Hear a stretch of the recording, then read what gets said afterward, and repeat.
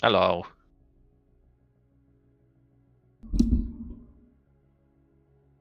Hey, what's up, man? Can you hear me? Oh shit.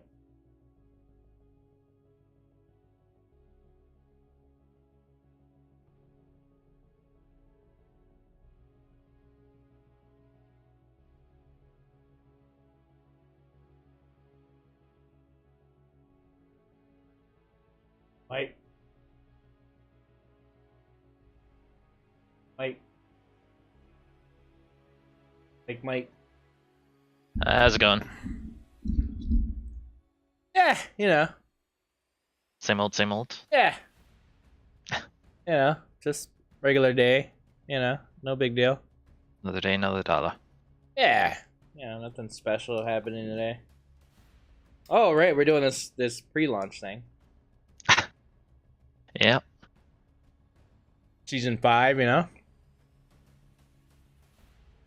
Is it 5 or is it like... It's 5, right? Yep. It's full out 5. Full out 5. Fast 5 was the best Fast and Furious movie.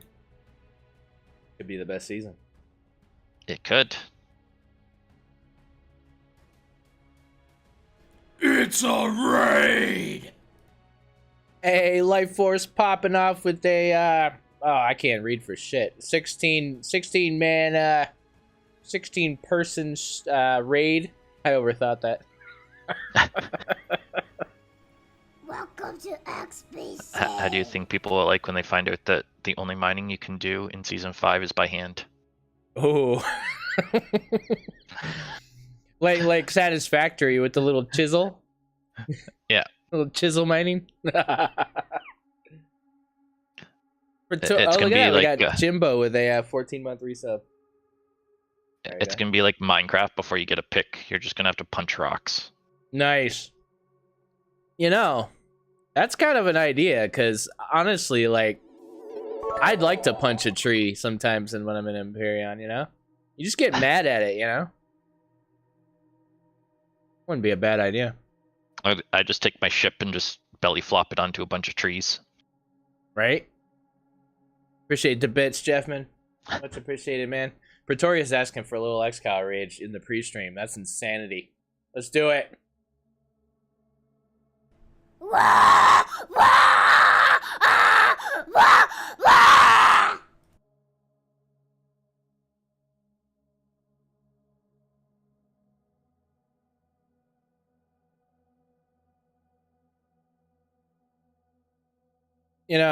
The Empyrean soundtrack makes me a little crazy.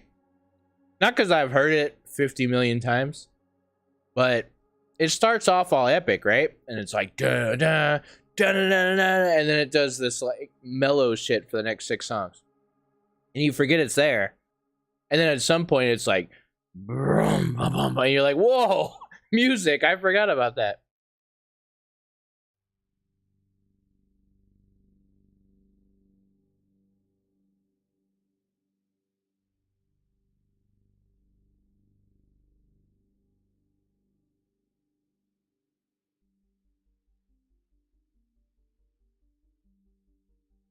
Oh yeah, I got a rage up. Let's go. What's up, Vet? Haven't seen you in a bit, man. Hope you're doing good. We've got let's see, Battle Angel fan is early. It's early for okay. Yeah. It probably, I mean, is it early? Where are you at? You're down under? Is that early or late? I don't know. It's upside down. Yeah. I've been to like Melbourne and Perth and Fremantle and Darwin and stuff. And I was all excited about, the toilet flushing the opposite way. It wasn't that exciting, and I actually forgot the original way, so it was kind of lost on me.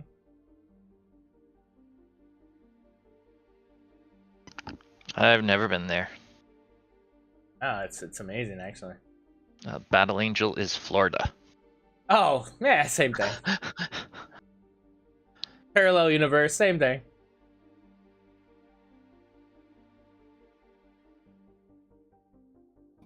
grab my note to make sure I say the right stuff here, I guess.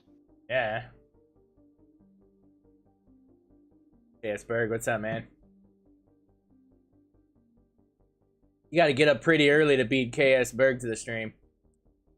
The guy's first just about every time. Big hype. Wrestle Gators, not Crocs. Ooh. I don't know, man. I think Australia's got you beat for wrestling prehistoric sharks. Prehistoric lizard sharks. I think Florida can claim that, sorry.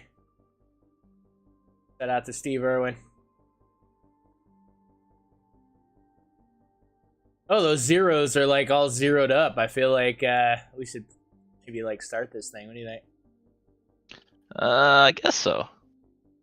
Everybody's gonna be pretty pissed off when I'm playing Cyberpunk. Daedric Darkest, don't forget Season 5 is SVs only. Oh. No, it's motorbike only and hand mining only. That's it. Nice.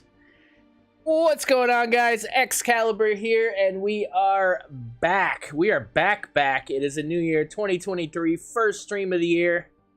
Big hype. This is this marks what, 5 years of Anvil? Is that right? Am I wrong about that?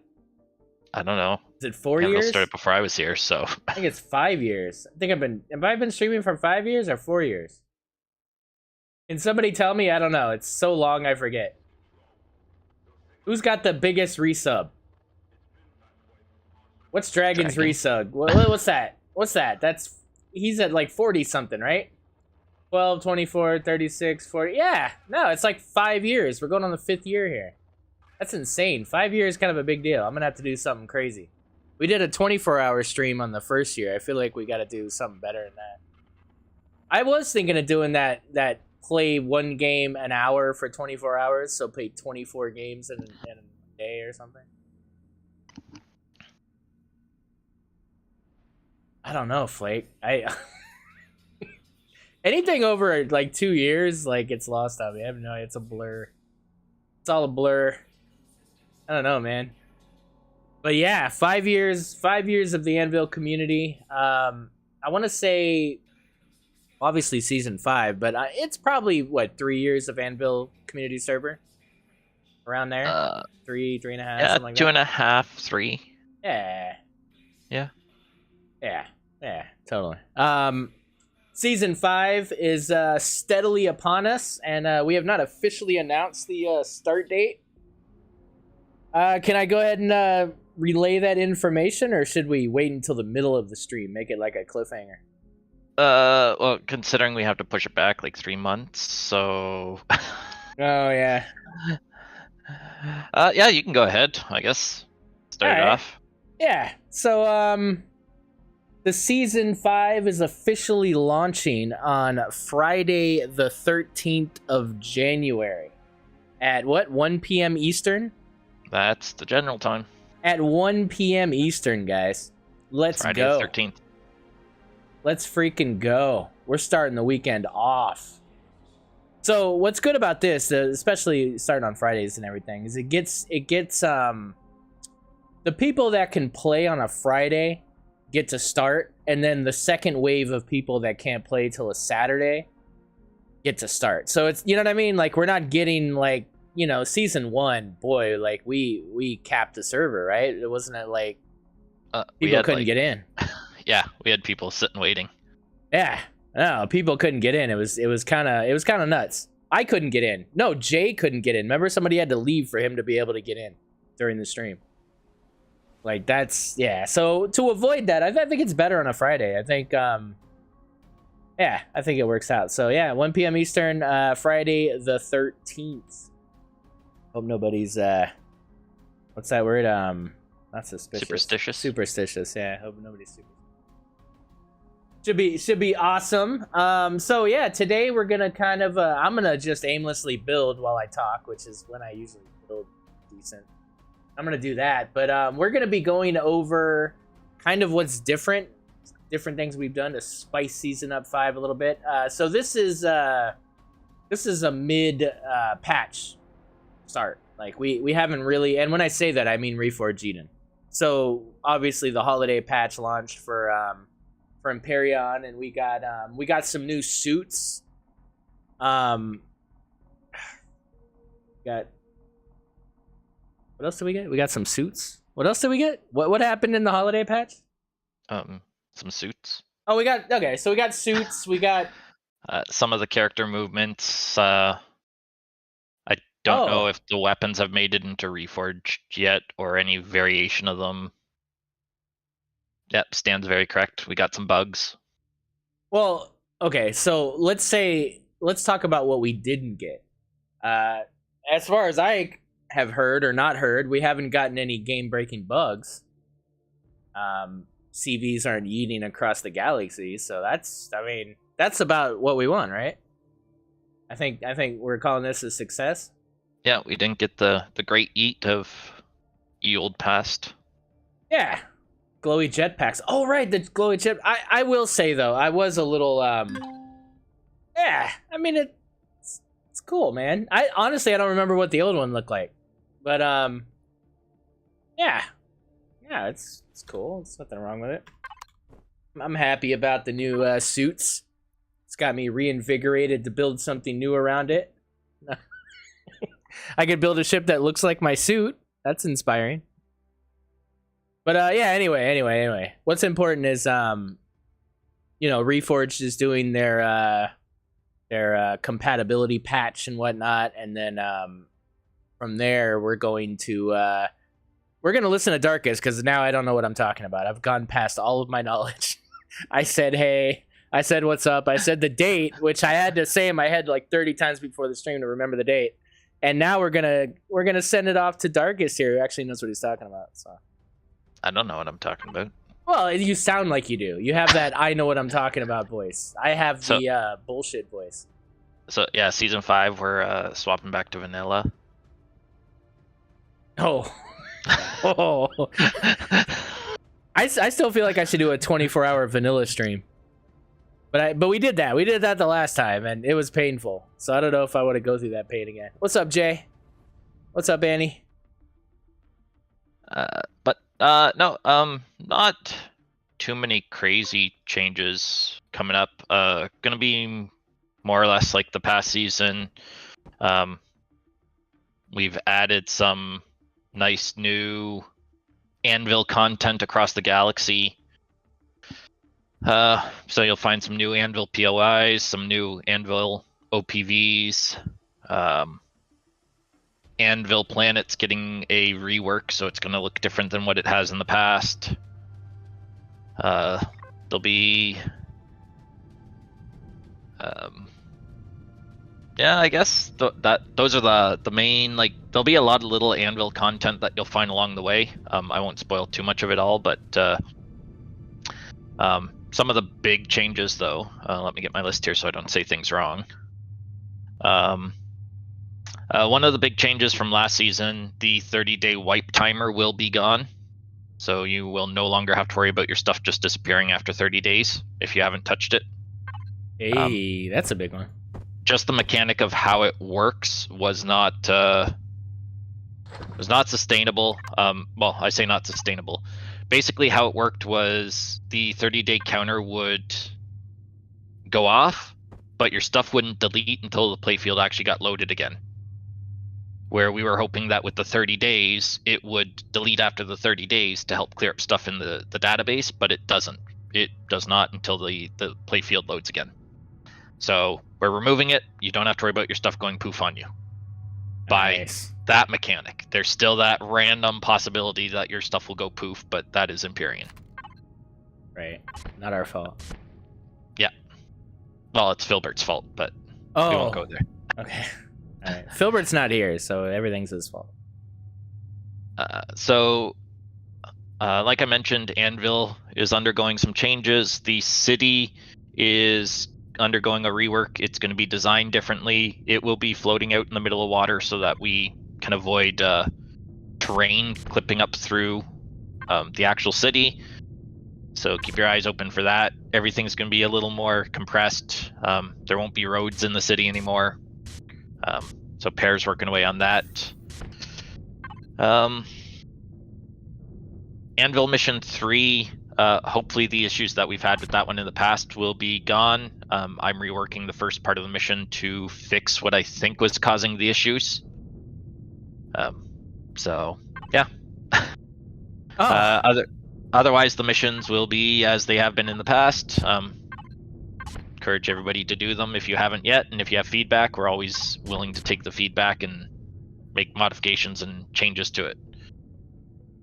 Annie, the third mission was the third mission. That was the one with the research outpost that you would start in the stealth ship, you would go down to the solstice on the planet, check out why that ship was empty, and then go into the research outpost.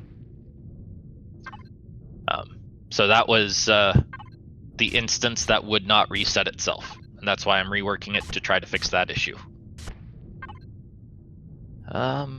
Next up on the list, like I said, there is a new Lost and Found item to be found this season. I will not say whose item it is or what it is, so keep your eyes open for that. The first one that finds it gets 10,000 karambits. The first one that finds it gets an extra life. Yep. The trade zone that we had last season, it will still be there. It has been moved, so people will not be able to warp out of the trade zone to a adjoining star. It is now in the middle of nowhere. So the only way to get to the trade zone will be by tetherport, and the only way to leave the trade zone will be by tetherport. So Flake's saying that he never knew missions existed. So can we go over how do you do a mission, an Anvil mission? Yep. So the very first time that you leave orbit of a starter planet, you'll unlock the Anvil mission chain. So when you go into your PDA, there will be a section under the solo missions where you find like the main story mission and all that. That there'll be can't remember off the top of my head the text for it, but there'll be Anvil missions, and the next one will only unlock once you finish the previous one. So it starts out with a prologue that's just a really quick go through it, just a little bit of fun stuff, and then it goes into the first mission, which takes place at the Anvil Intelligence Hub, which is in the Anvil system. So from there, you'll progress through, you'll find out about the Anvil Intelligence Hub, what it is, you'll get a nice little tour through there, and then you'll find out about the ongoing missions. There's 4 missions to be done. They're all in instances, so you have 2 hours to do them, and you can do them with max 4 people. One of the nice changes that came last season when Elion made one of their changes to instances is that there is no weight and volume inside the instance. So if you find, like one person did in Season 3, an RTG inside the instance, you will actually be able to carry it out of the instance now. Nice. Can you say the word about again? I didn't. About? And yes, I am Canadian. Thanks. That was awesome. Flake was kidding, but I'm sure that information helps some other new community members, definitely. Because, guys, the Anvil missions were created by our content support team. It's all in-house, and those were all created from the ground up. So, I mean, a lot of work was put into those back in, I want to say, Season 3? Season 3, yeah, that's when they made their first appearance. Yeah, Season 3. So a lot of balancing, a lot of stuff has gone into that. Hundreds of hours have gone into that. So, you know, just like builds and things that we do as far as shipbuilding and stuff, it's really cool to see the creativity in some of these missions. So definitely check them out. They are on your PDA, and it's a whole mission chain that you can check out. And you get some pretty nice rewards from doing them. Sure. And yes, Lycan, they can be done solo. We tried to balance them between being able to do them solo and doing them with a group. So doing it solo, it might be a little harder than you think, but we tried to strike that balance that that whether you do it as a group or solo, it's doable and still entertaining. And like I said, we're always open to suggestions. So if you do it and you're like, well, this was really hard, like my armor was broken and I had nowhere to repair it, tell us that feedback and we'll see if there's something that we can do to modify that. So yeah, so I'll carry on here, I guess. Trade zone. Big change to the trade zone is the POI that will be in the trade zone now. It is a custom built POI by our newest content support member, Daedric. So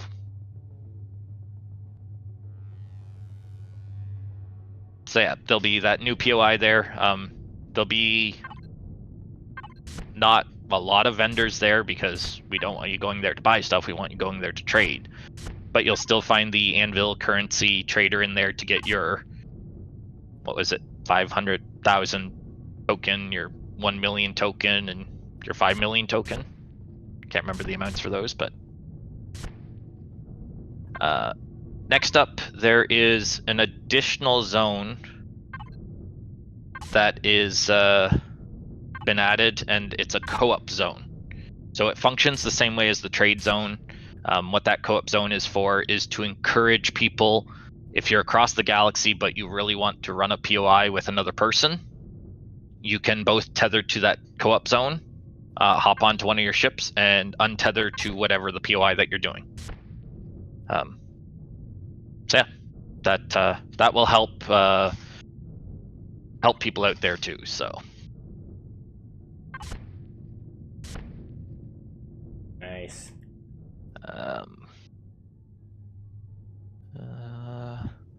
Same thing as last season. You can still put ATVs on CVs. CVs can still teleport 1 light year.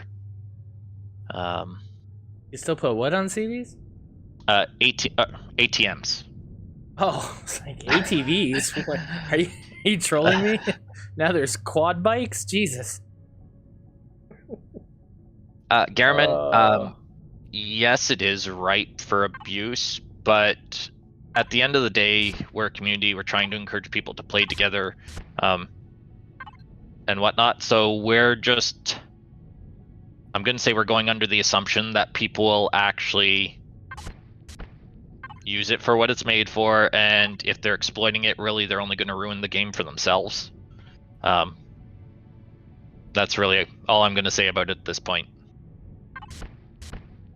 Yeah, I mean, as far as balance goes and exploiting, and we kind of covered this last season with the trade zone period. Is the trade zone possibly exploitable? I'm sure, but is it harming anybody? It's really not, and at the end of the day, it's not really worth policing. If you enjoy getting in a game and cheesing, that's fine. There's a lot of cheesing in Empyrean. I mean, if you enjoy digging under POIs and killing the core from underneath, if you find that tactically, strategic and stuff, then, I mean, there's no judgment. It's the game. The game is, it's the same issue back in the day with PvP and stuff. People like, oh, well, burying thrusters and turrets is exploity, and, and it's like, well, we don't have a decoy block, so what do you want us to do? I mean, that we need ways to be able, if it's something that's possible in the game to do, within the boundaries of the game, then, I personally don't see an issue with that. I mean, you're only held against your own enjoyment. So, I mean, if you enjoy doing that and cracking the game in 3 weeks because you exploited and you were able to do things really quick, and now you've got hundreds of thousands of, boxes of whatevers, then, cool. I mean, more power to you. So it doesn't hurt other people's chances of doing things in the big picture. It's not as big a deal. Now, if it was a game where you were taking away from somebody else's gameplay with exploits, then that's a whole different thing. But what we're trying to do at the end of the day is we're trying to promote people being able to play together. we have a what I think is the most successful Empyrean multiplayer server, as far as the people, the quality of the gameplay, and the camaraderie. We're always looking for ways for all of us to enjoy playing the game together. I mean, there's factions of people that play. There's definitely people that help out other people and get together with other people in a multiplayer sense, and that's what we want to further promote. We want people to feel like they can, get in and enjoy doing things with others, and maybe not have to commit your entire playthrough with the other person. There's time zone issues, there's this and that, but hey, if I get on at the same time as this guy, and we don't normally get on at the same time, but we do on the weekend, let's go and run like a POI together. Let's go and do this together. If Fred wants to grab a bunch of people and go hit a black pyramid, then, let's make it easy for him to be able to do that.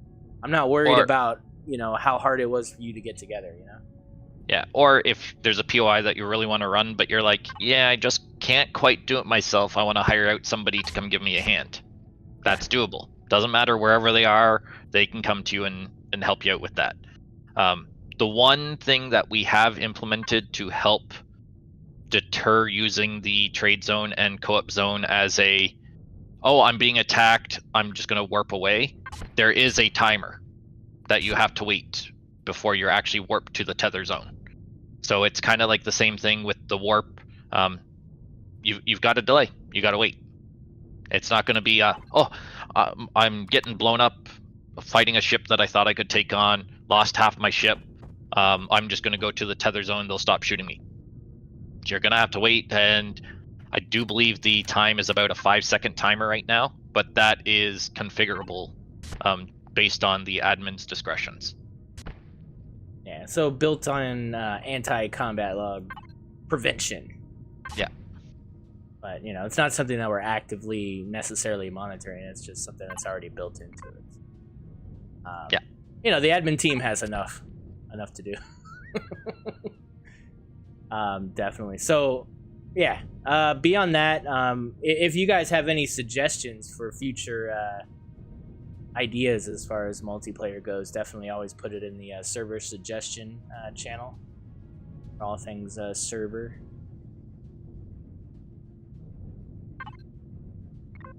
What else you got? Annie says, I panicked too hard when attacked even to type a command. Right? Yeah, me too. I just get, resting bitch face, and it's about to go down.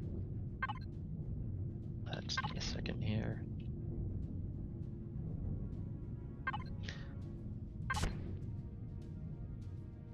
So that's one thing that we've put in to just promote the multiplayer play, and it basically helps with if you're in a faction with people, but one person can't really get on, and you have one ship, or you've got two ships, and one person kind of has to stay behind because they can only get on one day a week to play. Well, you can carry about your business, and you can go about the galaxy, and then, hey, you want to run a POI together as a faction, you can tether both to the co-op zone and carry on from there. Nice. Yeah, Jay, his name is DC Mad. That's your solution there. Your insurance and rescue service. But yeah, so I mean, again, that's something that we didn't want to provide that as a server. We want you guys to provide that as a player base. So if you guys get to a point where you feel pretty successful in your playthrough, then by all means, create a storefront that can basically go and rescue people. Build a ship around it. Have medical supplies and even like small ships that you could deliver to people to rescue them, and that's kind of the creativity we're looking for to for the longevity of the server, is to get into something like that once you've kind of fulfilled a lot of your missions, or if you just want to do it on the side. Charge people, you can charge people monthly for insurance, and then, they can claim it once a week or whatever. And, different packages. Like if I was to do something like that, I'd get really carried away with it, right? I'd have a whole business surrounding it and stuff. So get creative with stuff like that. And we have the Discord channel for Player Storefront that you guys can actively advertise this stuff for the server. So I'll carry on here. Yeah. I'm getting to two of the things that I know are what a lot of people want to hear about. Oh. So I don't know if I should just skip them and carry on, or whether people want me to talk about changes to SVs. Oh, like this thing I'm doing now. Yeah. So I'll let it simmer a little bit, and then. All right. Cool. Oh, people are yelling at me to talk about it. For Season 5, we have made 2 changes to make SVs a little more viable, I guess you could say. Okay. The first is with the introduction of a new Tier 3 SV long-range radar. So this new long-range radar will have, I do believe it's double the distance of the current long-range radar, but it also comes at twice the power usage and twice the CPU usage. So basically what this will allow you to do now is create an SV that that you can actually explore and scout out a planet with. Now, the new hamster long-range radar does require some advanced things that you won't be able to build it right off the bat. So, Nice. yeah, just something out there to promote. I know people have always expressed, I want to use an SV for scouting a planet, but I can't because the radar sucks, or the range sucks. So what's the comparison? What's the comparison between a basic CV scanner and this new hamster SV scanner?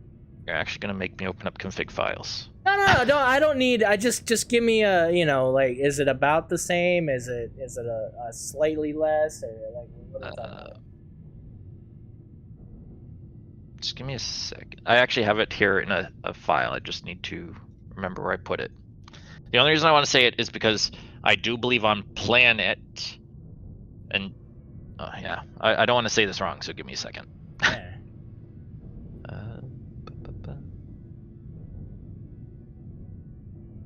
Oh, found it.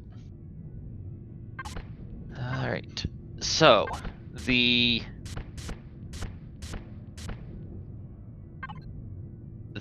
tier tier 3 detector that we're adding will have the same range on Planet as the basic CV scan or detector. Nice. I hope I said that right. So basic CV scanner. So on Planet hamster you'll have SV scanner. You'll have an 8,000 meter scan distance on Planet, and you'll have a 20,000 in space. Which the Planet one is the same as the CV, but in space you'll still have less than what the CV one does. Sunder's correcting me there. Sunder was the one that did it. It's as good as the CV long range on Planet. It's a little weaker in space than the CV one. Dude, I mean, honestly, that's amazing because, like when I'm... So, okay, well, question 2, real quick. The scanner itself, is it what's the dimensions of the scanner? It's the same as the current SV long range radar. So, what? Looking at it, I think it's 2x3x3 or 3x2 or by 3 or something like that. Oh my god, I can't see it. It doesn't exist. Where is it? It's right there. You just passed it. Right. Oh, right there. Really? Yeah, it's down near the bottom. Oh, radar! It's got radar! See, you found it. Radar! Oh, radar love. Yeah, Sunder's saying 2x3x3. Nice. So that's awesome, dude. Like, so it's the same size, same model. The only thing that's different is the icon. Hell yeah. Hold on, let me see if I can fit that on an auger. So that's one of the changes to SVs. The other change that we're making to SVs is the SV jump drive can actually warp light years now, and not just AU. You'll be able to warp 15 light years with an SV jump drive. Now, it means getting out of starter planets, you'll be able to use an SV to jump away a little bit quicker if you want to, whatnot. However, it is the least efficient warp drive out of everything in the game. So it does use 5 pentaxid per light year. So it's not cheap, but it is a new thing that we've added. Also, it will be affected by nav data, but not by the engineer class. Additionally to that, because of the size of the SV pentaxid tank, you can only reach a maximum distance of 33 light years, I think it is, with an SV jump drive. I mean, So you're that's still limited. freaking insane, dude. That's still awesome. Yeah, you're still limited, but at least it gives an early game option for you to leave the starters in an SV if you want.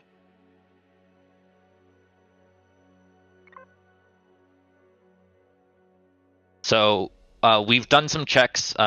15 light year range should put you in range of some stars within the starters, but don't expect to be able to jump everywhere. Right.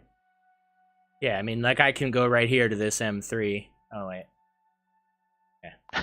6.7 light years. And then, you know, from there you could path away to maybe get to some other stuff, 10 light years over here. I mean, at the end of the day, you know, I mean, God, just to get out of the starter system and be able to get to some, you know, some different stuff with an SV is I don't know, for me it's kind of terrifying in a cool way, right? Like you feel, you know, the same way you used to feel in early RE going into Atmos with an SV. You know, if we all remember the flight of the tick, right? That kind of thing, right? It used to be really scary. So now I feel like, you know, going out with an SV that's you know, horribly outnumbered in orbit against, you know, anything really, you know what I mean, just about anything, like especially in early on SV or whatever. I don't know, that sounds really fun to me. Like that sounds like an awesome time to go and get that little bit of meteor or whatever that meteor asteroid that you could find, and you know, get a little bit of whatever. But for me, what I'm going to be doing with my playthrough, and what I think a lot of people might be doing as well, is I'm going to shrink my overall resource expectations. So, you know, you get your starter CV, and then you just start filling those boxes. You start going nuts. You get a miner, you get a CV miner, and then you're just losing your mind on resources. You're going to hell planets. You're just lava planets. You're just going nuts, right? But if you shrink all that down to SV cargo size, now all of a sudden you have to be really calculated about what you're building and what your actual goal or expectation is. And what I'm hoping is that this unlocks people's vested interest in a base, an orbital base or whatever, you know, to where you can actually regroup and do all your production within a base instead of you know, just the ease of Nomad, you know. Because, I mean, you guys know me. I play Nomad every season and everything. But we always end up building an orbital base at some point. Because those furnaces, you know, furnace, right? So, I hate that it always kind of means nothing. And I always want to move as soon as I put something down. So, you know, the hopes is for that, right? Yeah. So, and some of this stuff we're putting in, some of it we're waiting to see what happens with Reforged Eden, if some of this stuff comes in by Vermilion or Ravian. So that's why we're not going ham on a lot of these changes. This is a simple quality of life thing to add a little bit more options early game for people to leave starters. Because obviously there's a lot of people that don't have a lot of time to play. So, hey, if you can get enough resources to get a starter, to get an SV with a jump drive and get off a starter that you don't have to worry about the wipes anymore, great.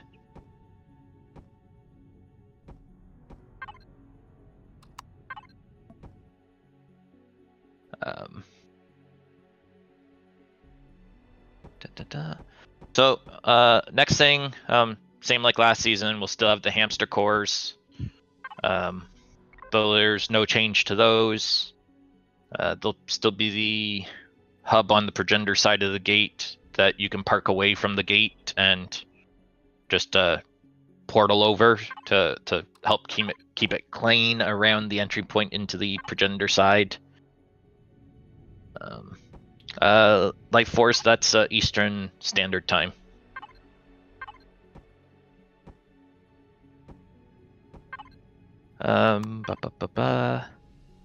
As per last season, you'll still find the Anvil crashed freighter around the galaxy. That is where you will take your tokens to trade them in for hamsters. Mr. K's Pet Emporium. It no longer exists solely on Anvil. It has become franchised and has expanded out into the galaxy, so you will find the pet store in various locations around the galaxy now. More specifically on 2 specific planet types. You'll find a beautiful floating market with Mr. K's in the basement. And that is where you will go to trade in tokens for do-it-yourself kits that you need to build your hamster cores.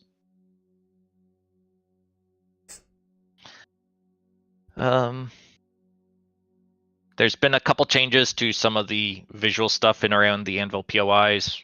Not much to explain about there. Anywhere that there was a holographic planet of Anvil, they've been updated with the new Anvil layout. I'll mention this one. I'm not going to go too much in depth on this one. Colonist scrapyards, you'll find a change to them. It will be a pleasant surprise when you find them. Let's just say the 4 ships that you would always find in there is no longer the case. Oh. So, explore and be amazed when you get there. Nice.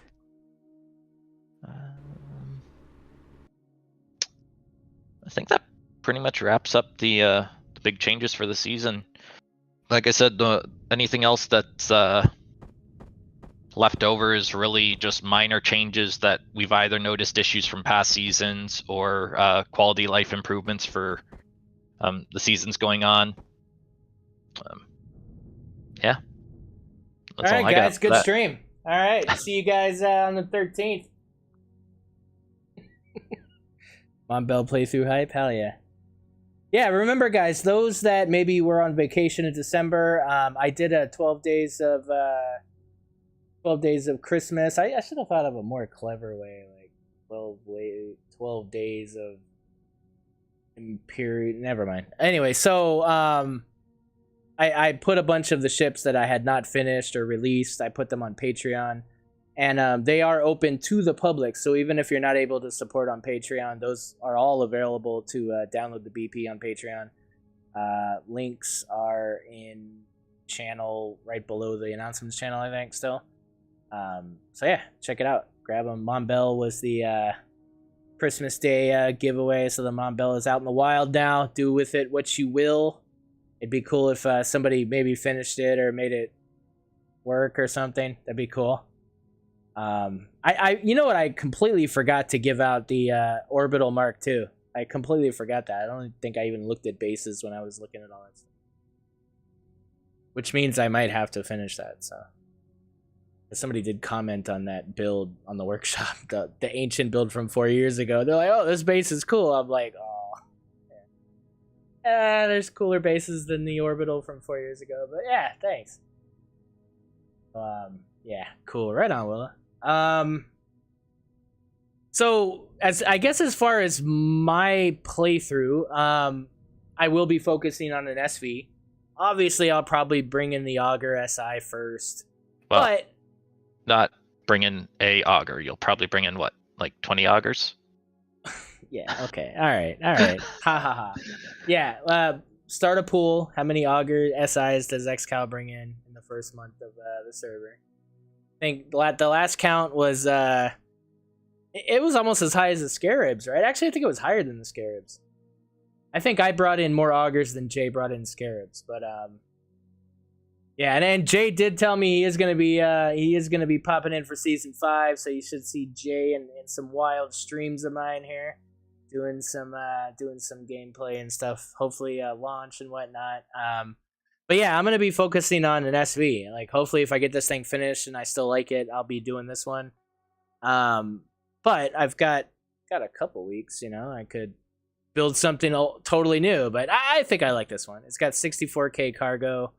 It's got all the accoutrement, all the RP-ness and stuff. So I really do wish there was a drill turret or a multi-turret for SVs. My God, I don't think I'd ever use a CV if there was. Like, I would go up to an asteroid and I'd just drill turret the asteroid for like 4 hours, and just it'd be amazing. That would be an amazing stream. 4 hours of SV drill turreting. But yeah, I'm enjoying using these boxes too that I never got to use before. So some cool new stuff. I'm just trying to find a different way to play. I'm sure I'll end up in a CV at some point, but we'll see how long we can ride this out. And then I might get inspired to build a SV for another reason, like a high combat, long range scanning exploration SV, or who knows. Like, there's so many things I didn't do in season 4 as far as combat goes that I am looking forward to do in season 5. Definitely some more SV stuff. A big combat CV thing. I definitely need to get into some higher combat stuff. I think the spade was cool until it wasn't, and I'm looking to build something way more deadly. Get used to some of these turrets that I've never used before, like the rail guns and some of these other things. And because I did learn a lot. I learned a lot with the spade and some of the other things, what the right turrets were to use and this and that. So I am looking forward to kind of swapping some of that out and kind of continuing in the same fashion I was season 4. I think season 4 was the most committed cargo organization I ever had, period, ever playing Empyrean. So I did have a lot of fun doing it. So yeah, that's kind of where I'm at. I will be doing regular streams. I'm not sure exactly what my schedule will be, but it'll definitely be revolving around season 5 primarily. I am looking forward to also doing some co-op Star Citizen. We have an ANVIL core corporation within Star Citizen, a group of people that are actively playing it now and testing it out and stuff. So I'm looking forward to doing some cool stuff with them, salvage, mining missions, stuff like that. But other than that, I mean, unless I just feel like taking a day break and doing some weird raft or something, that's probably about all I'm going to be focusing on for the foreseeable future here, because I definitely want to get deep into it here. So 3 hours, 7 days. Oh, I don't know about that, bro. Well, as you guys know, Thursdays I don't stream. Little XCal has dance.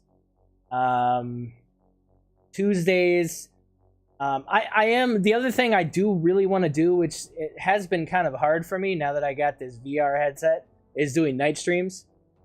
But like last night, dude, I was up for 4 hours playing VR poker and just having a blast, just sitting there playing some freaking poker. So, I guess that's the other thing. I might be doing some weird like VR streams sometimes, but that'll usually be at night.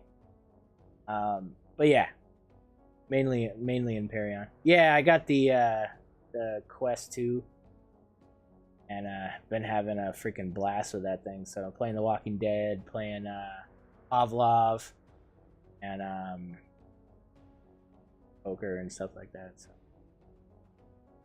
yeah, definitely. So yeah, I'll be doing that. But as far as what else, Donk, I have not heard from Donk. Donk, if you're out there, I'll hit him up at some point before, but I think his schedule is still kind of nuts. So, which I understand. Like you get into streaming, and streaming becomes kind of a thing, but then when you're kind of forced out of it with real life, it's hard to get back into that. That's a big commitment when you're looking at it from the outside again. So but Donk is forever solidified here, no matter what, dude. Donk is Welcome to XBC. Donk has always been a presence. He always will be. So shout out to Donk. Admin team. We definitely have a solid admin team for season 5. Can I yeah, in go here ahead. for a second? Totally. We will have 3 new members on the admin team for this coming season. We'll have Daedric, who is content support and in-game support. We'll have Dracarasar, who will be in-game support, and we will also have Jen, who will be in-game support as well this season. So we've got a couple new faces to the team, but we'll still be delivering the same excellence that we always have. Oh yeah. Thanks, Justin. Appreciate that, man. No, there are sadly no VR Roblox, and you can't install it. I tried. That would have been cool, and I could have just laid there and played Roblox. But yeah. So with what else? Content creators. I am not the only Anvil server streamer by far. There's plenty of content creators within the Anvil that actively stream for Anvil. And I think I announced this before, but we when we did our admin meeting and we did our Discord clean, we also cleaned up the content creator role. We had a lot of people in that role, and a lot of those people aren't active in the Anvil community. And as we do across the board, we always support the community. We support the people within the community, but you gotta kind of be active within the community. So we're not a we're not a bulletin board for anybody to just come and advertise their streaming if they're not streaming within the Anvil. And I think we all know what that means, right? I mean, you take somebody like Fred, of course. Fred is always an avid recruiter and supporter of Anvil. He definitely represents our community.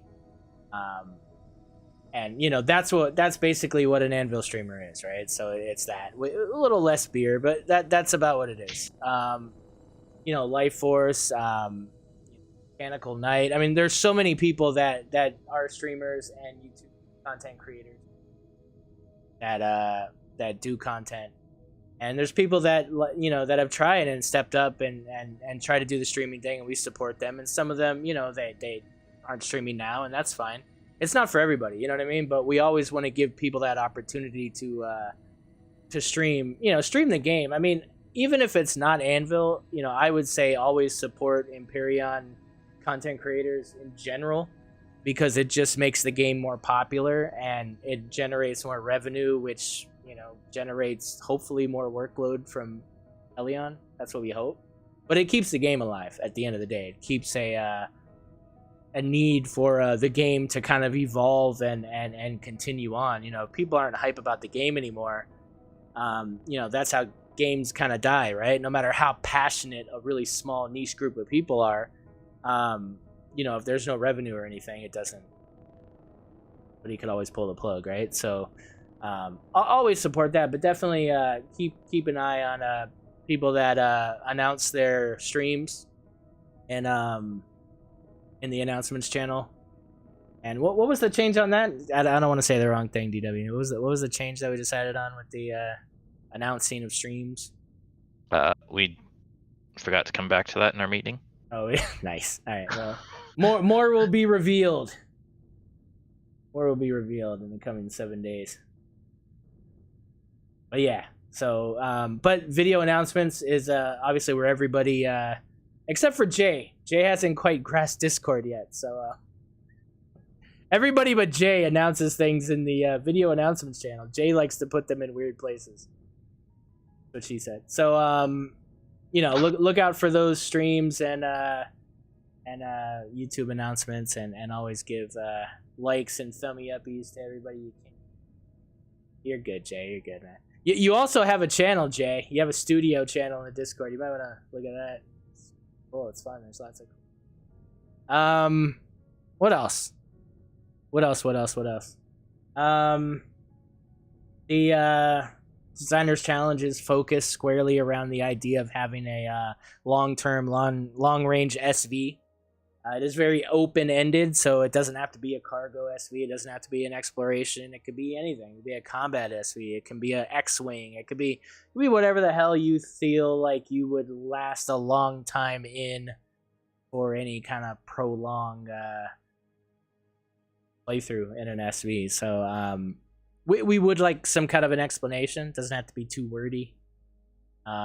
But it would be just say, hey, this is for starting, this is for end game, this is for mid game, whatever you want to say. But if it requires 30 cores, don't call it a starter unless you're NE or DC or somebody who just finds things very quickly.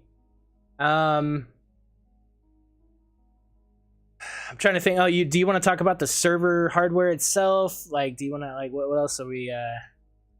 So server hardware wise, we have had an upgrade to the server. I don't know the full technical details. That's Krellis's realm. Things were upgraded, and we thought they couldn't be upgraded anymore. But literally, guys, we have a freaking NASA Tesla grade freaking server at this point, dude. This thing could launch up into orbit itself. It's insane the amount of hardware and RAM and CPU and just power we have behind this machine or array of machines, or I don't even know. My thought of this thing is it's some super supercomputer, from the 80s that's just as big as a building at this point. But yeah. So with that and our history of past seasons, we shouldn't, knock wood, run into any major issues. We've been pretty good. The server management team keeps a pretty close eye on the server, and anytime that we notice something not running properly or at 100%, we investigate, and we can usually find out what the issue is and fix it pretty quick. So have no fear. We're here to give you the best Empyrean Anvil server experience that you can get. Hey. And you don't even have to pay a dime for it. Yeah, it's insane. Honestly, big hype to Krell is salute as always. Yeah, it just blows me away. I mean, it's incredible, right? And the most selfless person, just freaking awesome. That's a Krell. I don't have any issues. And then we have Encryptoid as well. Yep. Yeah, just amazing. Without Encryptoid, the trade zone wouldn't be possible. The co-op zone wouldn't be possible. The response time and responsibility of admins to your problems on the server wouldn't be possible. Encryptoid was a big help in all of that. And as last season, I can't remember when it happened, but I know it did happen. Same as this season, there is now 3 people with access to the server, to the master tool. So the bigger issues that we may encounter, there's a couple extra hands on deck there to answer them. So Bossman, myself, and Krellis, as we were doing last season, will be on hand to help with those bigger issues that you can't resolve by yourself, or other people in the game can't help you resolve or figure out. Yeah, shout out to Bossman, dude.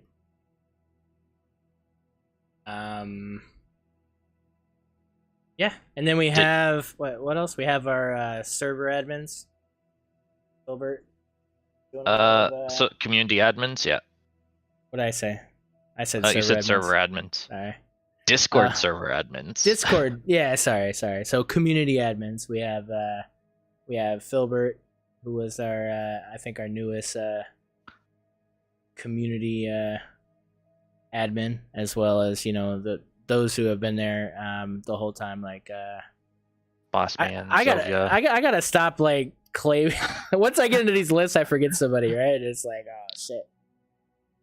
But yeah, so the team's Community pretty much the admins. same. Yeah, community admins, same as last season. Bone Dog, Filbert, Zovia, Krellis, myself, Boss Man. Yeah. Yeah. I dare say that's kind of the bulk of it, guys. I think I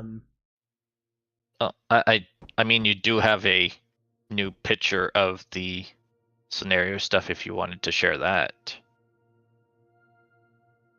The one that I shared yesterday for the actual new Project A scenario preview pick. right, okay. Put me on the spot there. I didn't save that because you guys were like, no, you can't use that for the thumbnail. So you could have used it. oh, well, see, that's what I was asking, and it's like, no, that's the one for this. And I'm like, oh, fine, I won't use it. So, I just said where the picture came from. where was that? That was in server management. Season 5 admin. Yeah, I got it.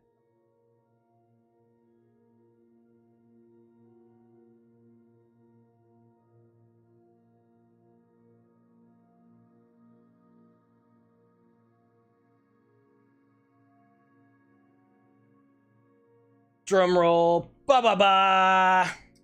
What are we looking at? That is our new scenario picture for the server. So every time that you log on to the server, this will be the first picture that you see, as opposed to the standard Reforged Eden backgrounds. So you will know 100% that you are logging into the Anvil server. Hey, look at that. Our own splash screen. Big hype. That's big hype, man. What is the space station we're looking at? That is the infected galaxy hub from Anvil Mission 1. Outside of our old Anvil planet, Seichao, which is now a dead planet. Nice. Right on, man. That's oh yeah, no, you know what? I remember this mission. This is the one where you get shot outside, right? And it's like, oh, and you got to go around the other side, and this is the one with the box. Yeah. Okay. The box and the yeah. That's right. The VIN. That's the what's in the box.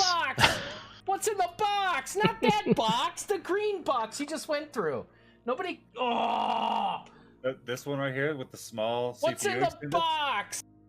Yeah, I remember. That's the one Jay got really upset in, right? And rage quit. Was that Jay or Don? One of them got upset and rage quit. I think it was Jay. I don't know. Fair enough. Good times. My memory can only hold so much.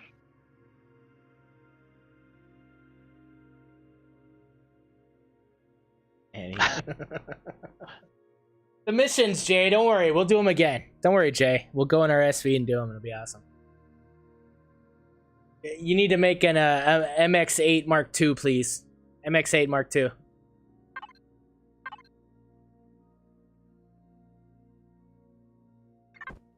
Oh no, not MX-8. What's that? Damn it. What's the name? What's that ship you did? MX something. Hold on. Yeah, the MX-18. That's what I meant. Not 18. This guy. Make a Mark II. Mark II. Coolest ship you ever did. Well, that's not true. The Scarab's the coolest ship you ever did. You do CVs too, right?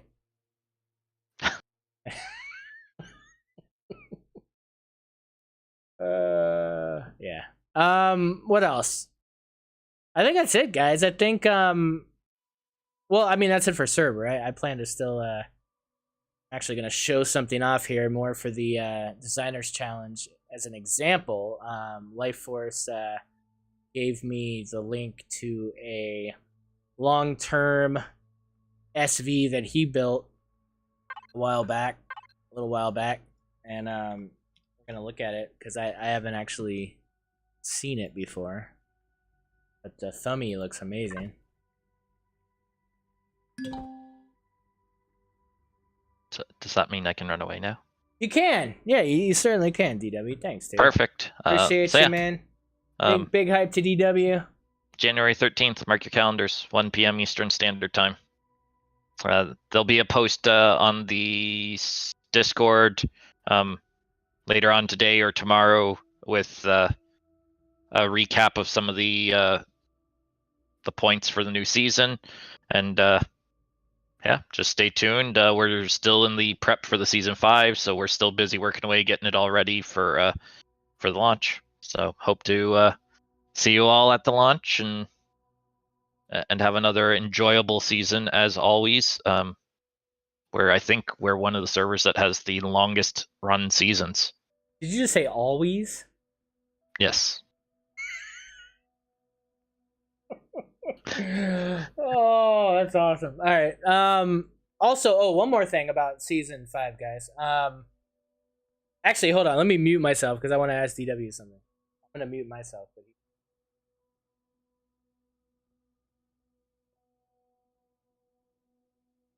No. No. Unfortunately. Fair enough. Not at the current time. Okay, cool. No, what I was gonna say about season 5 though is honestly, if any content creators in Anvil plan to do a launch stream, meaning you're gonna be streaming during the launch of the server, please DM me in Discord. I can get a count of who's doing that because we want to make an official multicast thing of the launch. So please DM me on the side. Let me know if you're going to be there for the launch. And honestly, just if you're going to be there for the whole weekend, because I definitely want to promote everybody that's going to be streaming Anvil server during that whole launch weekend. But specifically, if you're going to be there for the start, when I stream, I want to do a multicast so that everybody can be watched at the same time. One streamer per team would be cool. Yes, this is the Hannibal. This is by Life Force. Awesome looking freaking SV.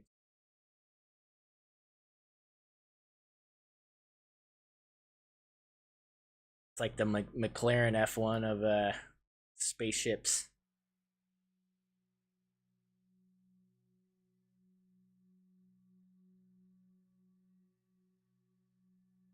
He is actively building another one for the challenge, yes. 5 horsepower. Nice.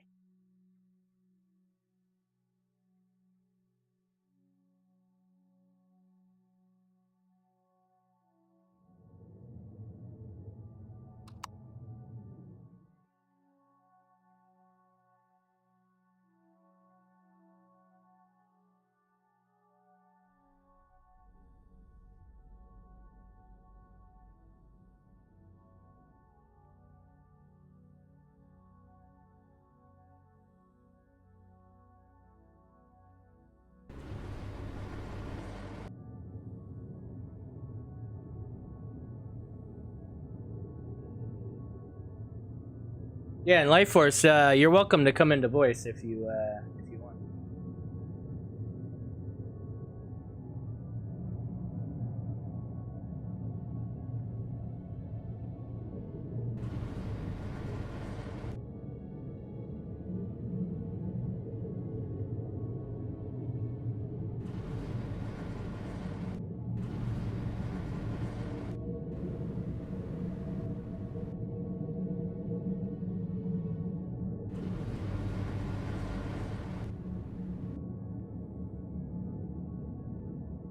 Wow.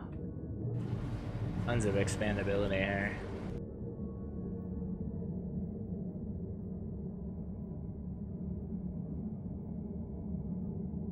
Shots fired.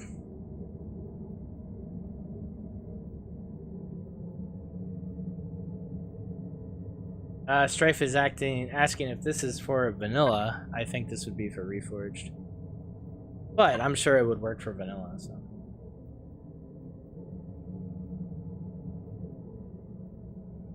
Oh, go into the ready waiting, I'll drag you.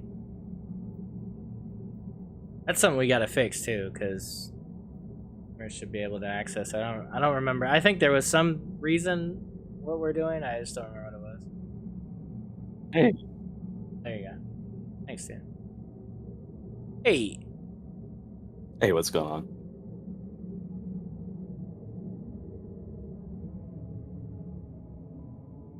Yeah, really cool, dude.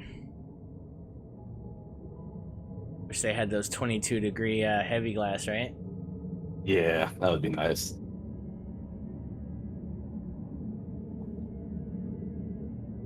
Yeah, I guess it just kind of got caught up in the fervor of the Millennial Falcon concept. You know, it's just kind of took off from there.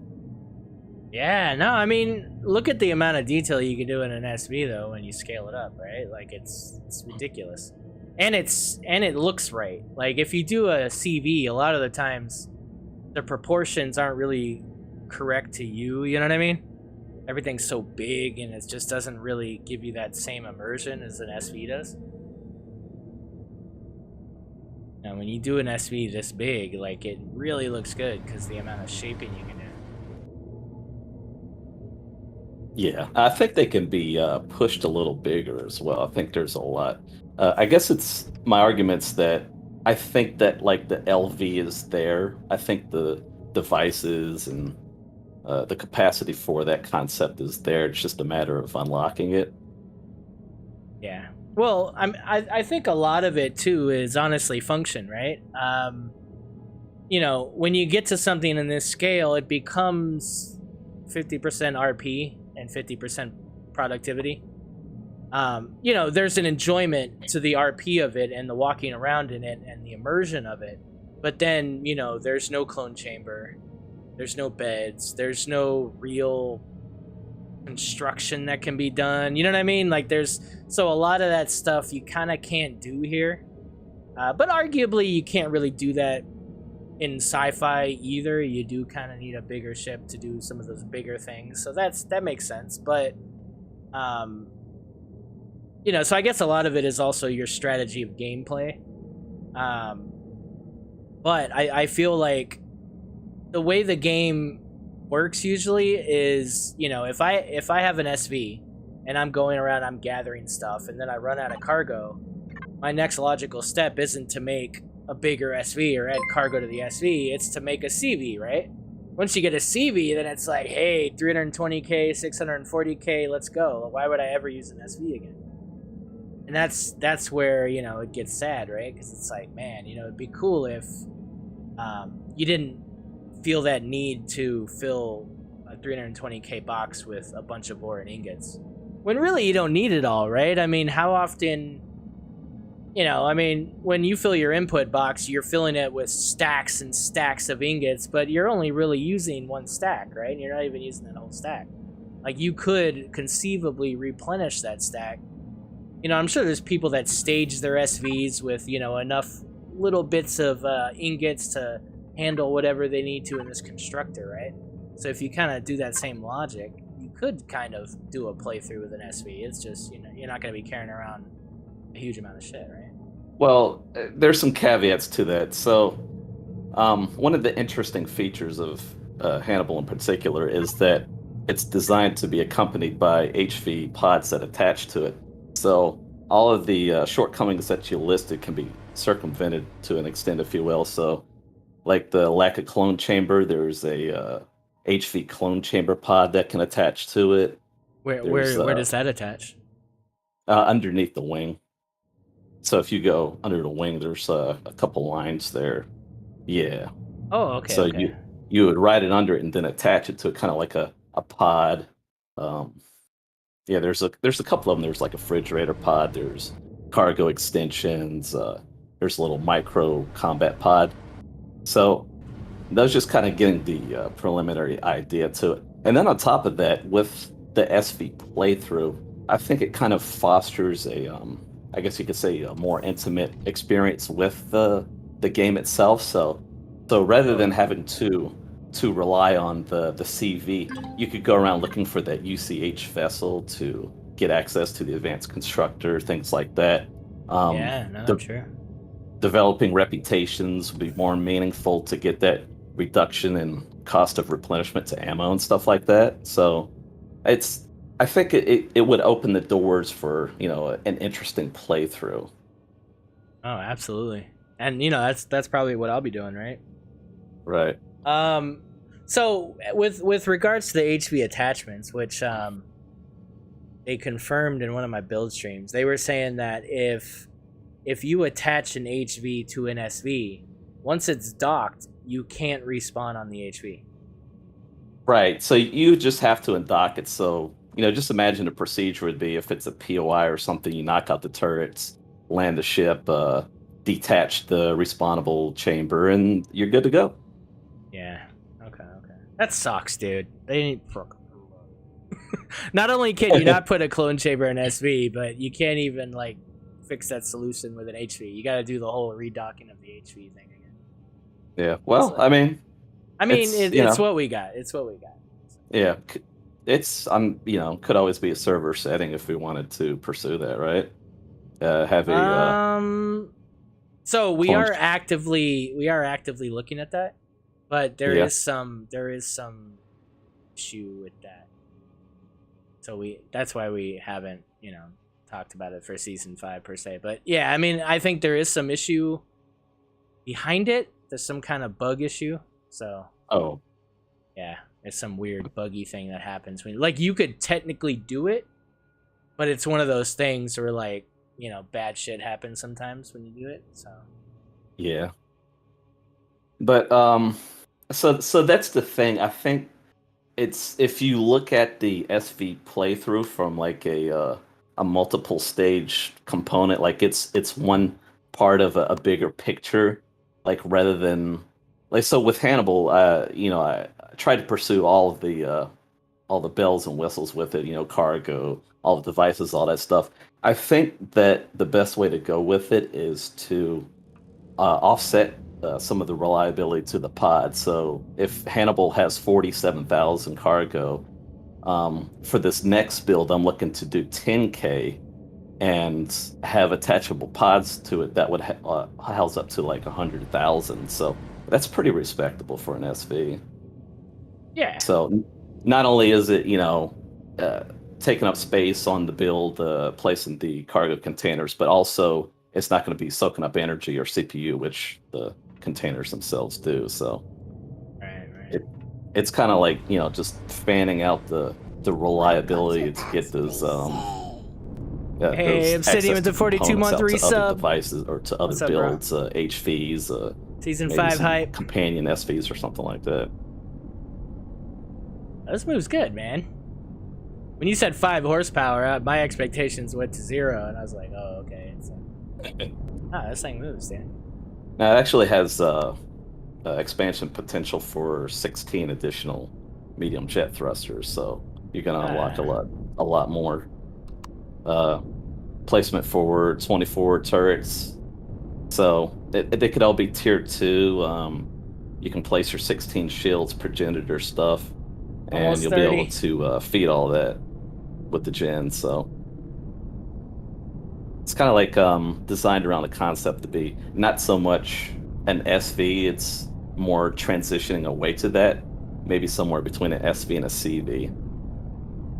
Yeah, but that's kind of what we need, right? We kind of, this is right. This can be more of the small, let's call it light cargo, or mining, salvaging vessels. Those should all kind of start at LV, and then exactly. just like Star Citizen, right? So if you look at the Prospector, or if you look at the what is that salvager, that small one, the Vulcan, whatever it's called, that thing, right? So there's these really light kind of service vehicles, light cargo vehicles and stuff that should be kind of these small kind of these bigger SV size, LV size ships, and then if you want to get to the Orion or you know, the big hull C's and, you know, those huge cargo ships and stuff. That's when you get into CVs.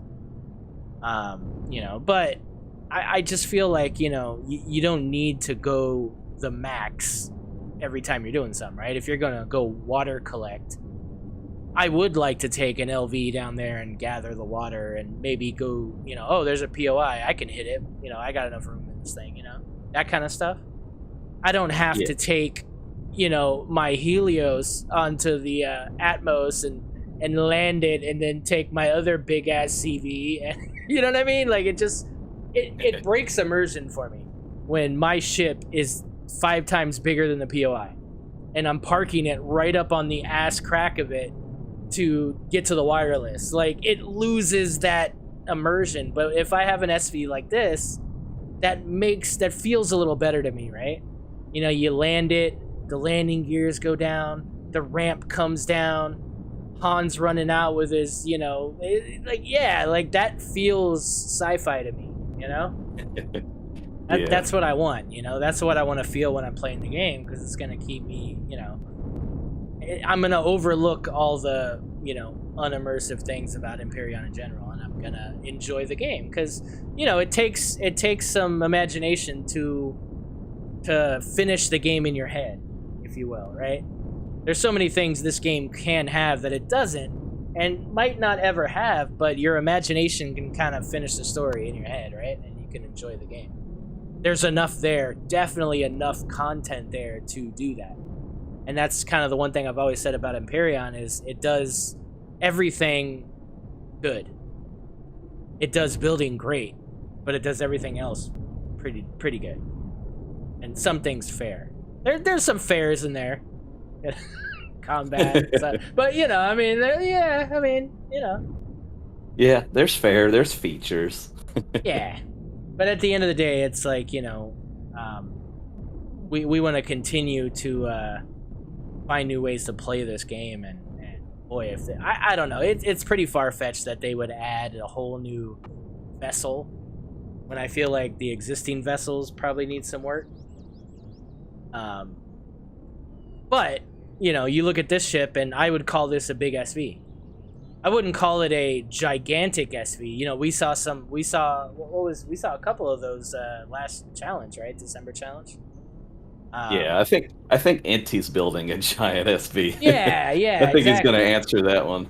Exactly. So, you know, there's that, and I think that could be a lot of fun, because, you know, while I think that the Helios was a big time in Empyrean, I think it unlocked a lot of creativity with the modules and the that whole concept of playthrough, which I'm sure people were doing before the Helios, but when, you know, the biggest workshop designer does something, it kind of spills over into everything. And, you know, there was a lot of that, you know, and from that we got the Majora stuff. We got a lot of other people's designs and module stuff, and it was great. But boy, I'd like to not have to fly around with a ship that has 6 other ships on it, right? Like, that would be great.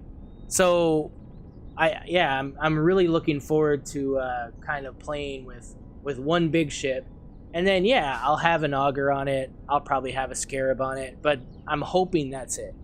I'm hoping that kind of completes my early to mid game loadout.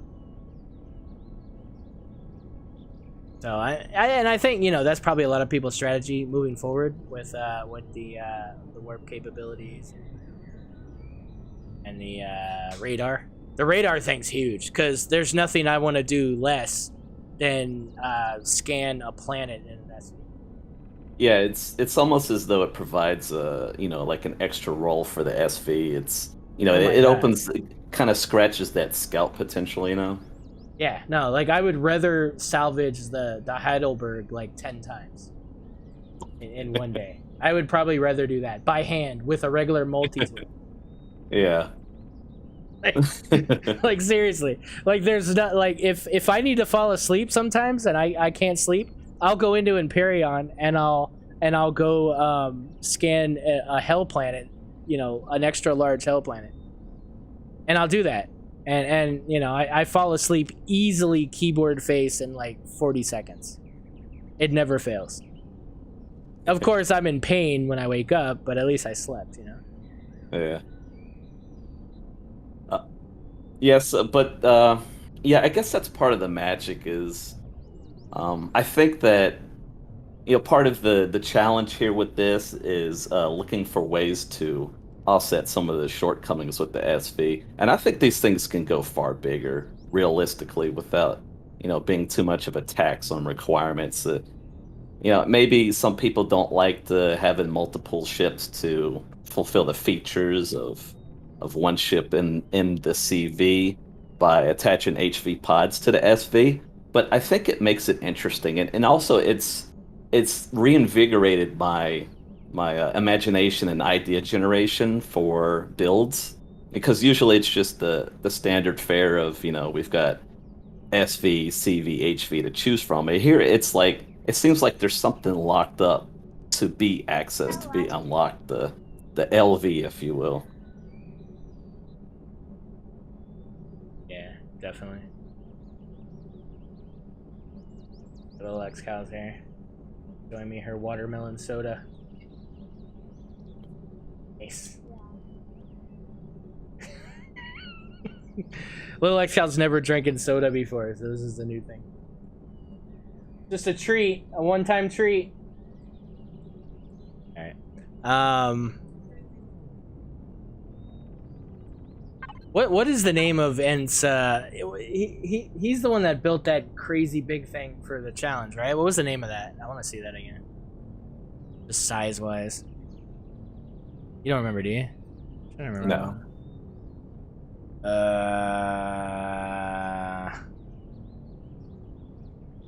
Anybody in chat know? Stellar Endeavor. Is that really? Sound right. Fall of Oh, was it Fall of Reach?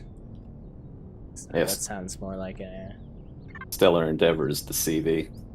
Yeah. Was this it?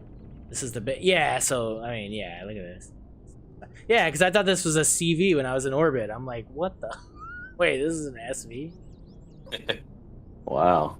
Yeah, freaking huge, dude. But I'm not lagging balls, right? Like it's, What's the cost of that?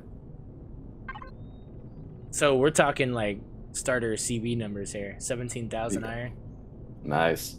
Yeah, but I mean that's the thing though. Like even if you go big on an SV, in comparison to a CV, like it's kind of affordable, right? Like you could do it, And I think that's a big selling point for these bigger SVs when you start out, is it's a bit more obtainable than if you do it right. Like if you add quantums and stuff, of course not. But it is obtainable for its function kind of early game, right?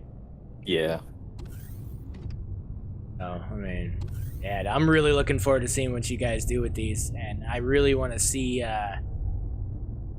multiplayer-wise what you guys do with these. Like, it's gonna be cool, man. I feel like it's gonna be awesome. So how about a well, I don't want to say a SV exclusive challenge. I'd say maybe like HV attachable pods with it. So maybe a no CV challenge. What do you think about that? When you say no CV challenge, you mean like a server challenge?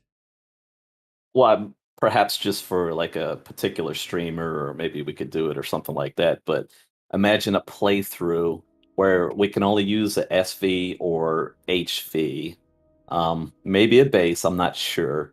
And then after that, we'd have to make do with like access to UCH vessels and stuff like that. Interesting. So you brought up a very good point, and there's something that I was gonna announce it later, but I think we could talk about it now. We might as well. What I'm planning on doing, and I will be writing up very specific what do you want to call it, parameters for this challenge. We were actually going to do a Iron Man challenge of sorts within the ANVIL community called content creators. So because it's a multiplayer server, we could on the fly check people's stats and stuff to see if they died or not. But basically it's going to be kind of a last man standing challenge for content creators, streamers within the server. So anybody can qualify as long as you stream or you do YouTube content or whatever. Maybe you're on Mixer. I don't know. You can. Is anybody on Mixer? I don't know. I still have an account on Mixer, but whatever. Oh, really? But yeah, so you can basically you're gonna have like a weekly challenge, kind of in the same fashion that the classic Iron Man challenges were. You'll have a weekly challenge that you have to perform on stream, which would consist of like, you know, you got to take a POI out of this grade or higher. So we don't want you to just, you know, housewife in your base for a week and go, oh, I didn't die. You know, that's not what we're looking for. We want you to actively be engaged in some combat at some point within the week, and every week we'll recheck and see who's still around. And then, you know, the last man standing, maybe the last 2 or 3 people standing, we'll do some cool in-server rewards for that. So look forward to that. That's going to be announced with all the. I just haven't written it out yet, so I didn't want to announce it yet. But that's the overall concept of it. Just going to be another cool way to do content in the server. And honestly, it's a cool community thing, and people are going to want to watch your streams if you're actively participating in that challenge, right? Because people want to laugh at you when you die. So it's not going to go for me because I'm going to die very early, but I will be part of it. But come on, guys. I mean, we're not. Yeah. This is going to be like a script thing. It's going to be like you know what I mean? It's not going to be a XCal thing. I'm going to try. Hopefully Jay's in front of me and he dies. So I do have a J shield, so yeah, that works. Okay, so is that when you think about that, are you thinking like solo play, or could people be in a group for this, or what's your thoughts? That's fine. Yeah, I'm fine with that. I mean, listen, people die, period. I don't, you know, if you have, I just feel like if you do it solo, I just feel like there's probably some more respect there given, you know, because it's like, damn, you're solo and you did that. That's awesome. But if you're part of a big faction, you guys fire team it, and you guys are protecting that one guy and stuff, I don't have a problem with that either. I just think that's good strategy, good tactics, good content. Because the idea is just to make good content for the server, right? Yeah. But it is a fun challenge, and we're not going to take it too damn seriously. So, because I was actually talking about that on my channel. Like, imagine this. Like, one of the ideas is maybe like you could have like a squad of 3 or 4 or something like that. And then like the players could have defined roles, like maybe one could be like a medic or something, and then they could only use like the nanite injector or whatever.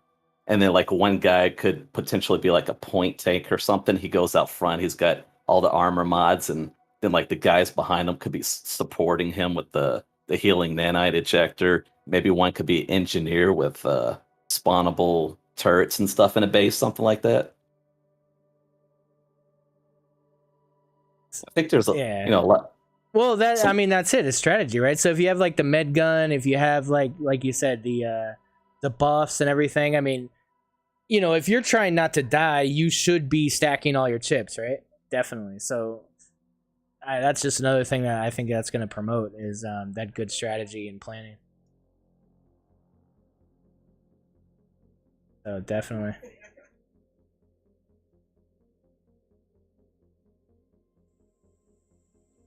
So what's your actual plan? So that was it. I probably I think I'm gonna wait to see what your parameters are. How you flesh that out, and then I'll. Yeah, I mean, honestly, it shouldn't affect anybody's early game strategy really. Like I'm gonna do things based around that. So like maybe it'll be like hit starter planet POI or whatever, you know what I mean? But it's going to be something around that. It's going to be achievable within kind of the starter systems and stuff. And, you know, it might be like, you know, take out a pirate or not a pirate, a bandit ship, you know, SV or something. I don't know. Yeah. Something like that. But they're going to be achievable. I don't want to prevent people from enjoying playing in the server. I just want to give you something else to inspire you to build or do content. So If it gets in the way of that, then I might even go as far as to having a channel and a role for those participating, and then I might even like put out like what do you guys think? Is this something achievable that you guys can all do within the week? And we might agree on it before it actually goes out. Yeah. Because if we could all agree on it, I don't see an issue with that. I think that's fun too. And I don't have all the good ideas, right? So, you guys might have something cooler to do that I didn't even think about. As long as it's not progenitor, because I don't want to pull levers. That's not fun. So do you intend on doing like a forgiveness for some of Elion's features if there's a death that results from that, or?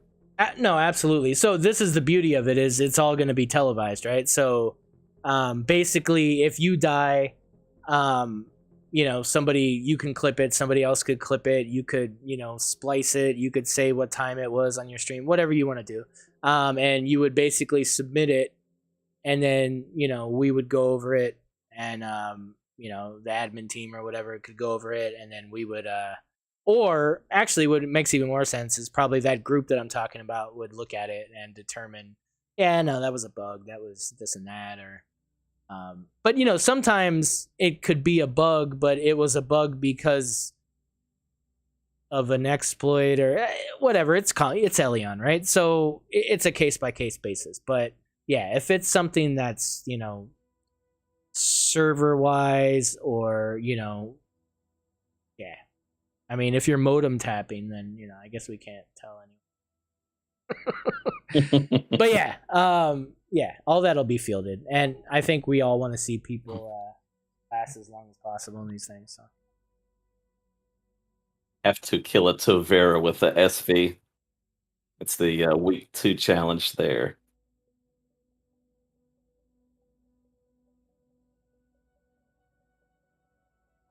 Yes, you get it every 4th, so you got some new Robux. All right, enjoy. Yeah, go buy your new pet. Yes, all right. Yeah. So yeah, sorry. So where are we at on the Mando cruiser?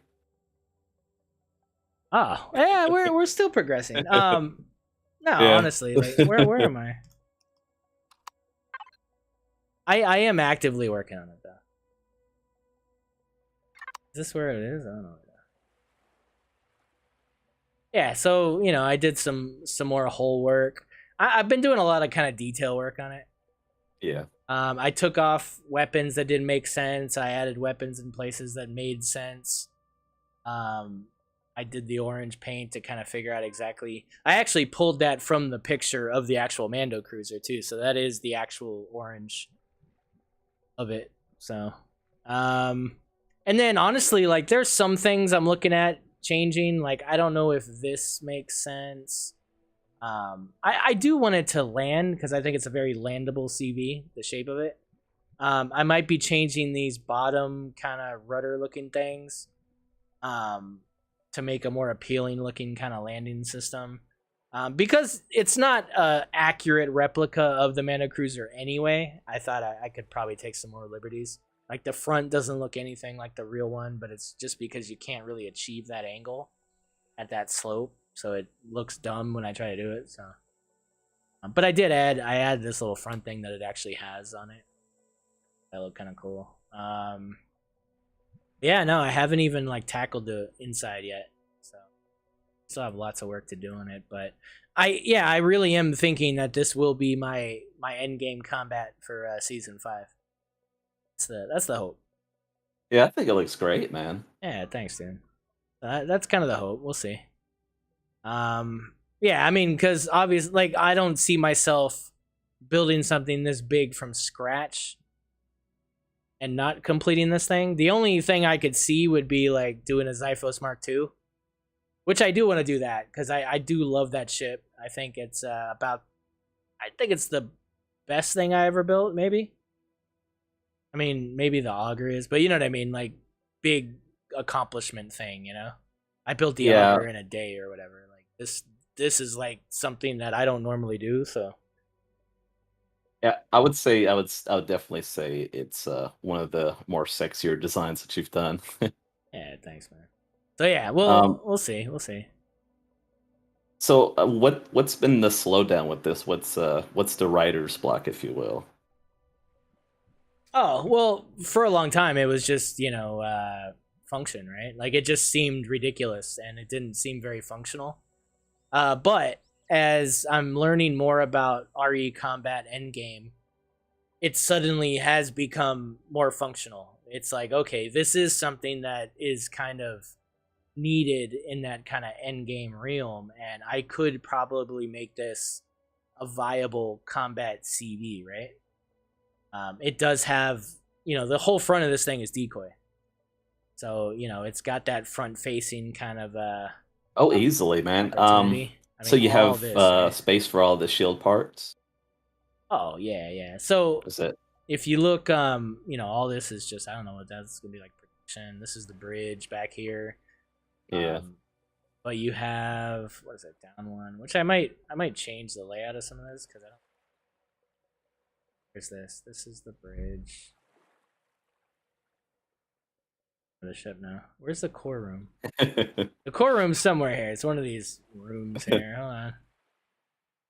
Yeah, right here. How do you get there? Oh, that's weird. How did I not see that? So yeah, this is the core room. But it needs more core room, right? So it's 1, 2, 3, 4, 6, 12, 18, 24. It needs 6 more cores for 30. But then, yeah, like, look at this. This is all just room for what, right?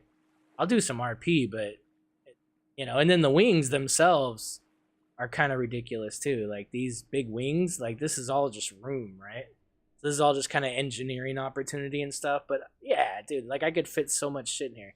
And then not only that, but the actual engineering room down here, this is before reactors, right? So I need to put a reactors in here. But I think I will still keep a mix of these generators and a reactor. I don't think I'm going to do 2 reactors. Just kind of aesthetically, I don't like 2 reactors. I don't know. But if I could do both of them, I think it looks kind of cool. Yeah. So one of the things with the builds that I was always hung up on is trying to get all the shield parts and the bigger ones. And I guess like an epiphany came through, a breakthrough, if you will, is like how important the Bastion shield is, and that was kind of pointed out to me by Sunder when he relayed the information that the Bastion shield actually has damage resistance to energy weapons. So it kind of Really? blows out the water some of the need for some of the other bigger shield parts. So, so the Bastion shield, you can also use shield parts, right? Or are you saying it's independent? Right. Well, what I'm saying is I guess there's kind of that carrot on a stick to try and pursue placement for all of the bigger shield parts, but Yeah. I find that scaling it down and just supplementing it with the Bastion shield, it's just Oh. the biggest factor for me, I think, is the Bastion shield. That's kind of like been the big thing. So how do you get that? It's you got to farm the progenitor fragments. So That's cool. Listen, Well, hey, if there's people that want to farm those and sell those, like people will buy that shit in season 5. do it, yeah. Like I'm not going to progenitor, and unless like I don't know what would cause me to go there, but there's so many things I need to do before that I haven't done yet. Me going to pull levers is not, and apologies to who was it that made progenitor space? Whose baby is that? Is that Ravian? I think that was Ravian. Apologies to Ravian. No shots fired or anything, but it's not for me. And that's kind of the beauty of Project Eden and Reforged Galaxy is like you don't have to do it one way. There's different ways to get to where you need to go. That's kind of the beauty, just like in sci-fi, right? Kind of the beauty of it. Right. Definitely grateful to Anvil server for the access to the hamsters. That helps Of course, yeah, no, big alleviate time. that. Yeah. It's funny. Like every time I think about playing this game, I think of a very specific scene in Expanse. I don't even know if I'm quoting it right or whatever, but there was a scene where the MCRN pulled over a father and his son in a small like mining vessel or whatever, and they were mining some kind of resource in order to sell it, and it's what they needed to live or whatever for that season and or that month or whatever, and they got all their cargo taken, and I think the father was maybe, well, no spoilers, but yeah, so that weird little scene just blew me away because I really immersed myself in this father and son duo running out into space with this ship that they definitely lived in, and like that was all their money, that was their home, and this was their one tool to like survive in this world and get money to feed the family and everything. And that's the kind of shit that I think about when I think of sci-fi, when I think of like playing this game. It's like I want to feel that kind of investment in what I'm doing. And so when I build things small and stuff, like I just kind of think about that kind of situation. I don't think about big galactic starships and big like enterprise ships and stuff. I literally just kind of think about those little kind of like fireflies and stuff like it's just so yeah, dude, it's an uncle and nephew. Okay. Yeah, that's just that scene really blew me away. Scenes in the series. I've yet to watch The Expanse. Oh man, it really goes hand in hand with this game in a really cool way. When we did the Expanse month, like that's why there was so many cool builds, because it really does kind of work well with Empyrean. That verse, like it's really nice. It's really nice. Yeah, the shaping, yeah, I see it. It's definitely, and like the omni placement of thrusters for thrust position and all that stuff. It ties up with The Expanse as well, as far as yeah. I am really sad though. Like I am really sad that they ended it so quickly. I feel like it could have gone a couple more seasons. Oh, did I mute? Sorry. No, I was saying it could have gone on more seasons. They really like fast forwarded through a lot of the books when they didn't have to. But see, this is kind of a problem with new day Hollywood, right? It's like it's all budgets, and it costs so much money to make those shows. And if they're scared of their investment having a bad season or something, they're gonna go, okay, put all the meat in 3 seasons and we'll call it. It's like, damn, like this could have gone off into like there was enough in the books to even do like other prequels and stuff like that, Yeah, it could have been worse. It could have been Firefly. Well, that's true. That's true. So I mean, we got 4 seasons, I think. So we got some good stuff. Yeah. Did you ever watch Farscape? No. Okay. All right, we're done. Yeah, no, dude, trust me. I've never watched Battlestar. I've never watched Stargate. I watched the movie Stargate. I've never watched that. Apparently, there's a show. I've never watched that. Yeah, there's a lot of sci-fi I haven't watched. Well, I guess I can't say anything. I haven't watched Andor yet. Well, that just came out, but Andor's amazing. Yeah. Andor is the most Empire feeling show I've watched. Like it feels different than Mando. Mando's amazing. I love Mando. I still think I like Mando more, but Andor feels so. It's Rogue One. Like it just feels like that, and it's just so it like expands the universe in a really cool way. Like you don't even think about Skywalkers and lightsabers, and it's not even a thing. Like you're in this world that finally gets opened up a bit, where little things that you thought about, like what is an Imperial officer like, what are these faceless people that we just kind of see moving around, but they don't have a story, Yeah. It does such a good job at that. It's so good, man. It's like, and honestly, like it's not. I wouldn't even say it's Star Wars in a weird way. Like it doesn't even have to be Star Wars. You know what I mean? Like it feels like just a really good show, a really good sci-fi show. Like it doesn't even. It's not sitting there catering to. It does pay off a lot of stuff, of course. There's always Easter eggs, there's always stuff, but it's not in your face. It's not like, oh, I see what you did there. It's not. You know, it's really really well done. So does it try to present some of the arguments as to why somebody would be a part of the empire, like with the benefits, no piracy or unemployment, something of that nature? Definitely. No, definitely. So it starts, I will say that it starts at the very, very beginning of, like, before there was even a resistance beginning, it really starts at,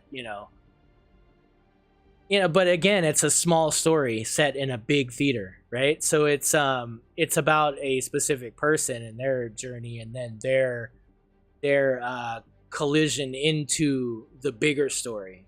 And then the bigger story becomes this, and then you get in your head you're blowing your mind, because there's a lot of especially after the end of the season, you're going, who are these people really? Like, who are they? Like, could this person possibly be this, or is this what becomes this? And it gets, and then honestly, like, one of the coolest ships ever in Star Wars gets introduced, the Hullcraft, right? Like, just, oh dude, it's really cool, man. There's some really great acting. Yeah, dude, it's you gotta see it. Definitely gotta see it. And I will say, like, the first 2 or 3 episodes you gotta kind of watch at once, because it pays off. Yeah.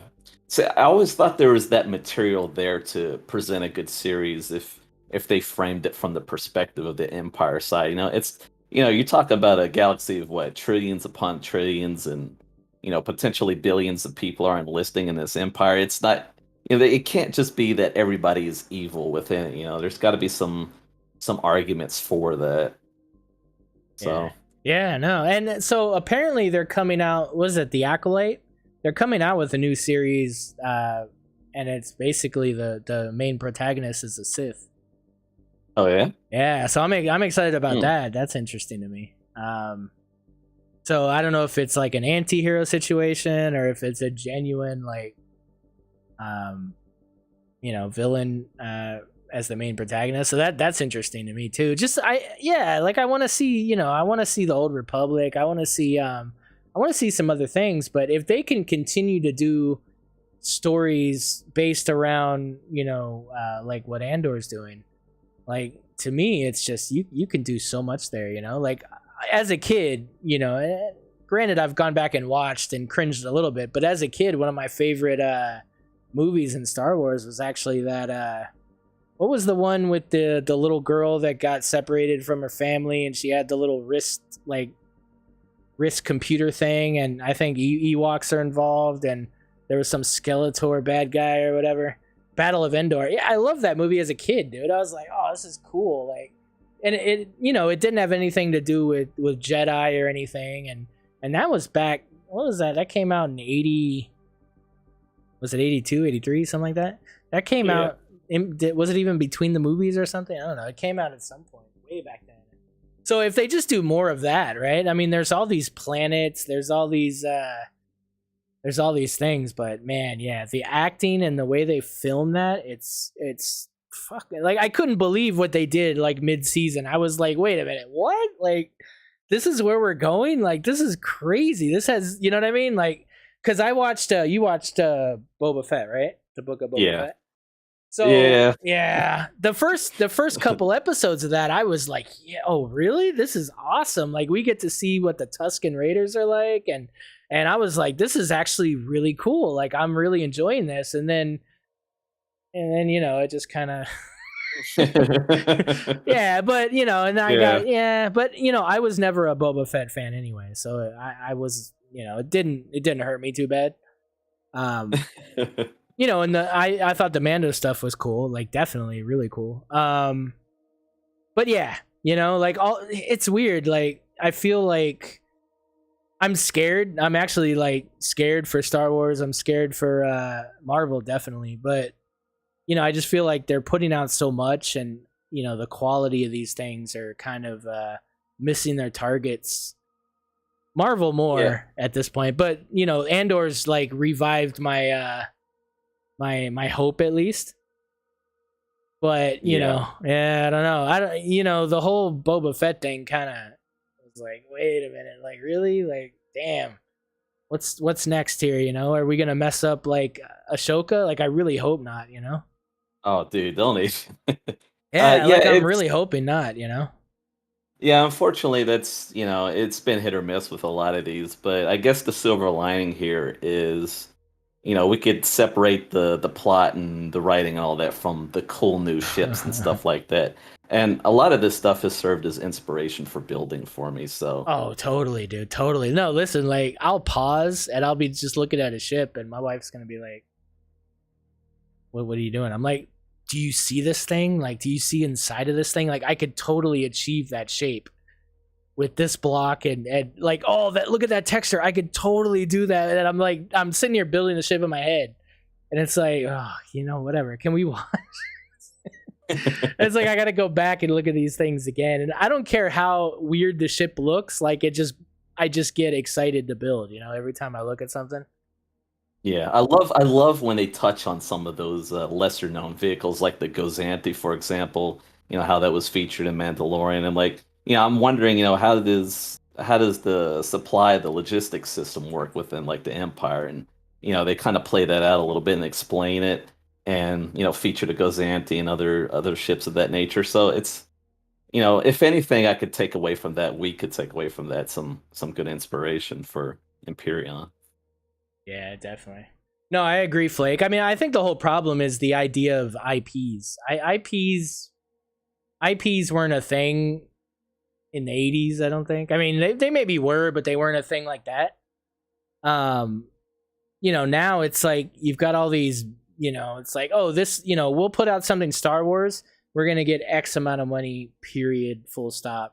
They're betting on it, right? So when you come out with a new show that's an original thing, it's a gamble, right? It's a complete gamble. Like, oh, you need $40 million budget to build something and we have no idea what we're going to make.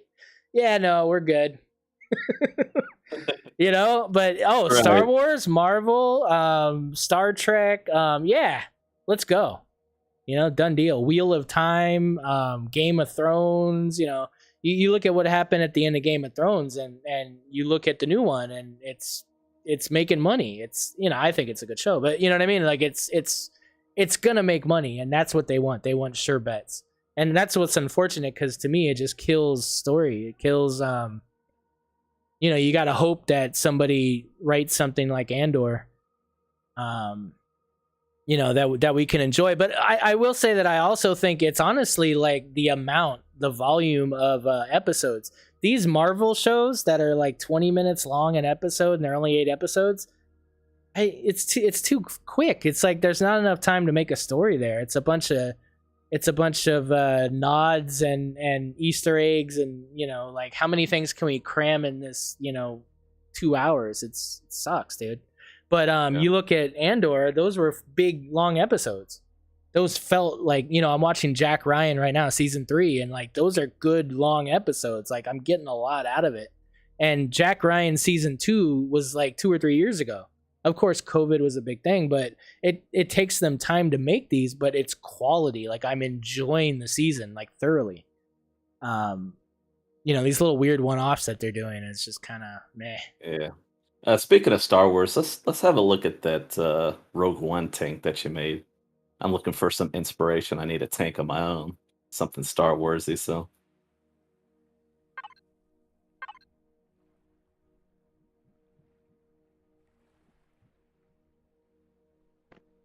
No. What's it called? The Occupier? Yeah, the Occupier, I think. Oh, it's on SV, that's why.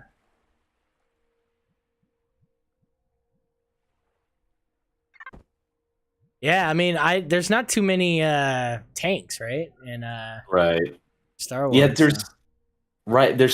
I don't get that. There's such a shortage of lore on the tanks. Yeah, exactly. So I saw this in Rogue One, and then I saw it again in Rebels.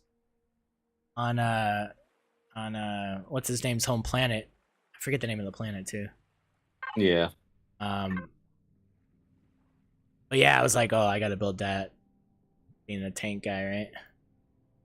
Yeah, that's true, Zell. I mean, they're very prolific on the walkers, but even still, if you like read some of the lore, they're very pronounced with the tanks as well, but they just don't show any. Like, this is the only thing that we've seen.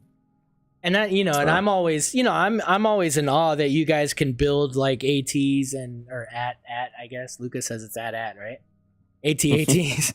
And you can build things, but if I'm flying them around and the legs don't move, like the immersion goes to 0 for me.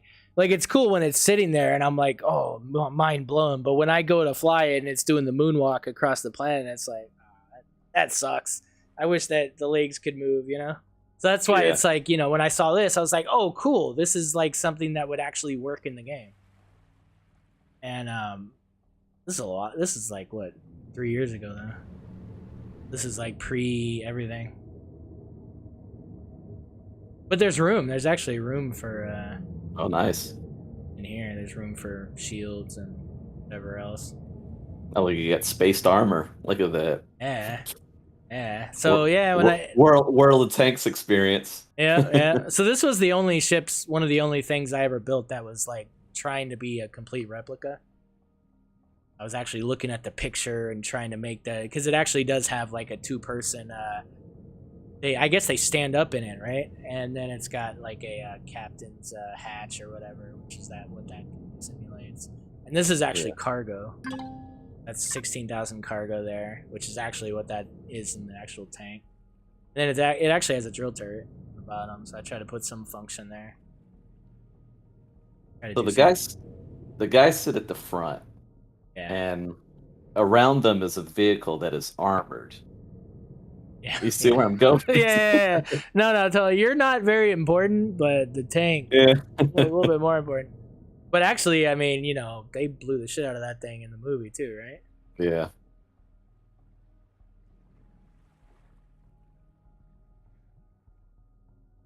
Yep. Yeah. So I'm waiting for somebody to make a hull craft. That would be nice. I want to look that ship up on a.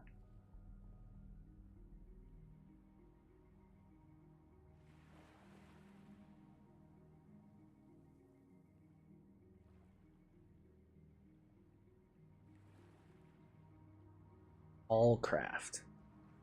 Hullcraft. Been saying it wrong the whole time. Yeah, so it's this guy here.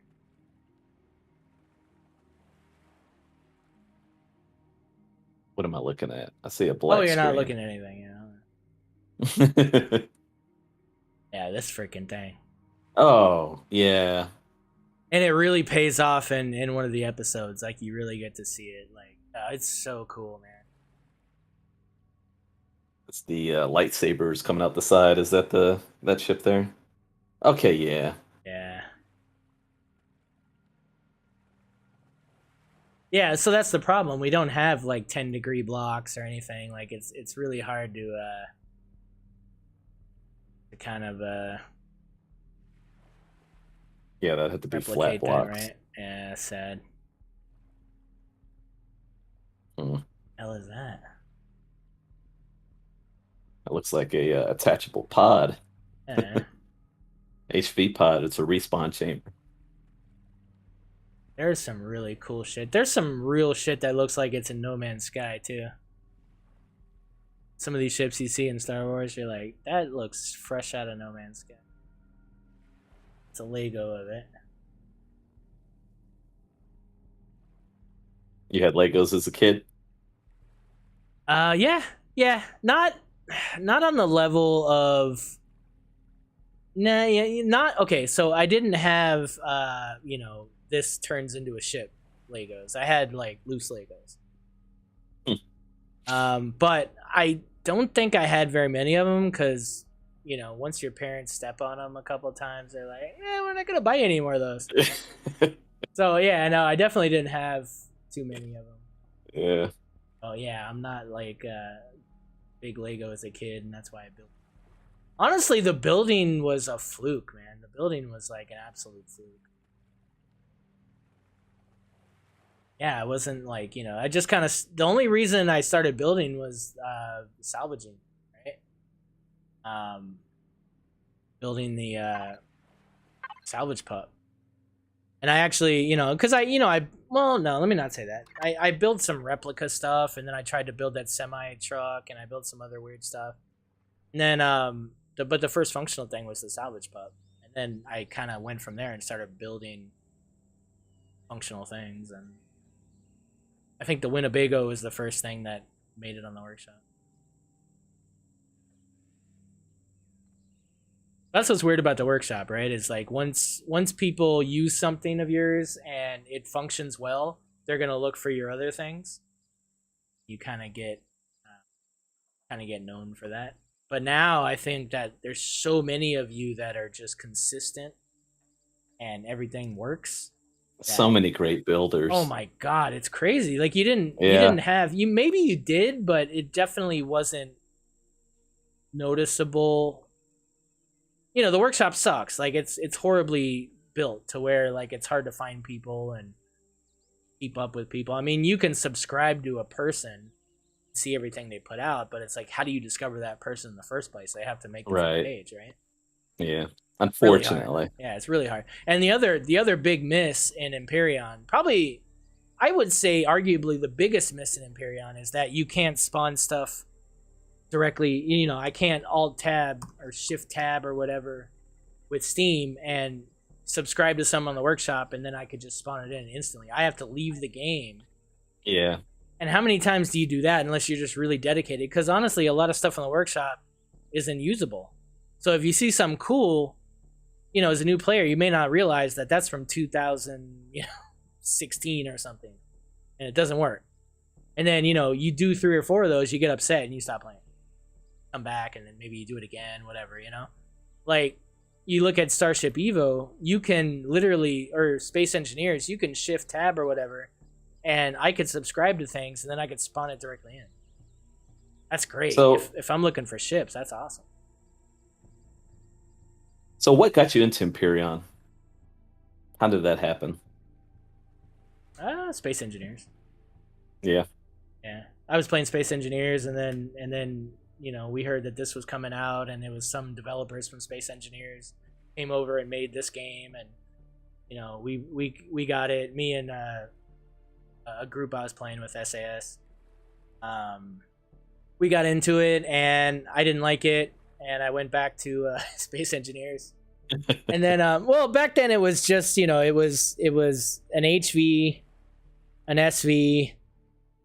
And then there was the Titan or whatever that you went to, and there was a drone that would come to your base and mess your base up, and there was a food processor and some grow plots, and that was it. There wasn't even oxygen yet. Like, yeah, that was it. And it was like, okay, it's cool. Like, I'm gonna go back to Space Engineers now and build an asteroid and do complex things, because Space Engineers was huge, but the reason they left Keen was because they were upset that they weren't bringing planets quick enough. Back then there was no planets. It was just, you were just in orbit, right?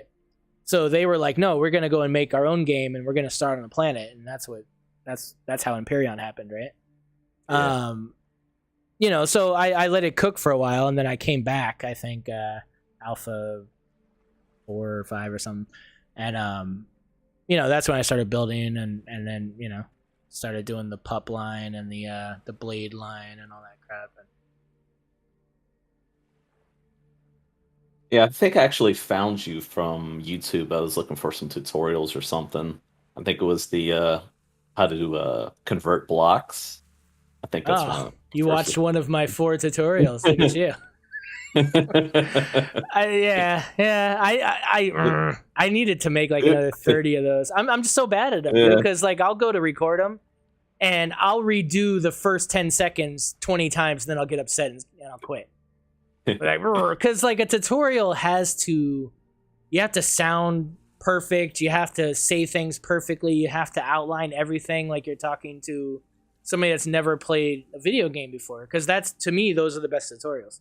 I hate when tutorials assume you know things. Like, you should know that, right? No, I'm coming to this game, I don't know anything about it. It's probably the most complicated game that you could ever go into if you add the building, if you add just all the weird little things that aren't there, that don't explain things, and how you die, and why there's triceratopses, and why I have a pocket motorcycle that I can never upgrade or build, but then I have these other ships made out of blocks, and there's space, and like, what? Like, you know what I mean? Like, Yeah.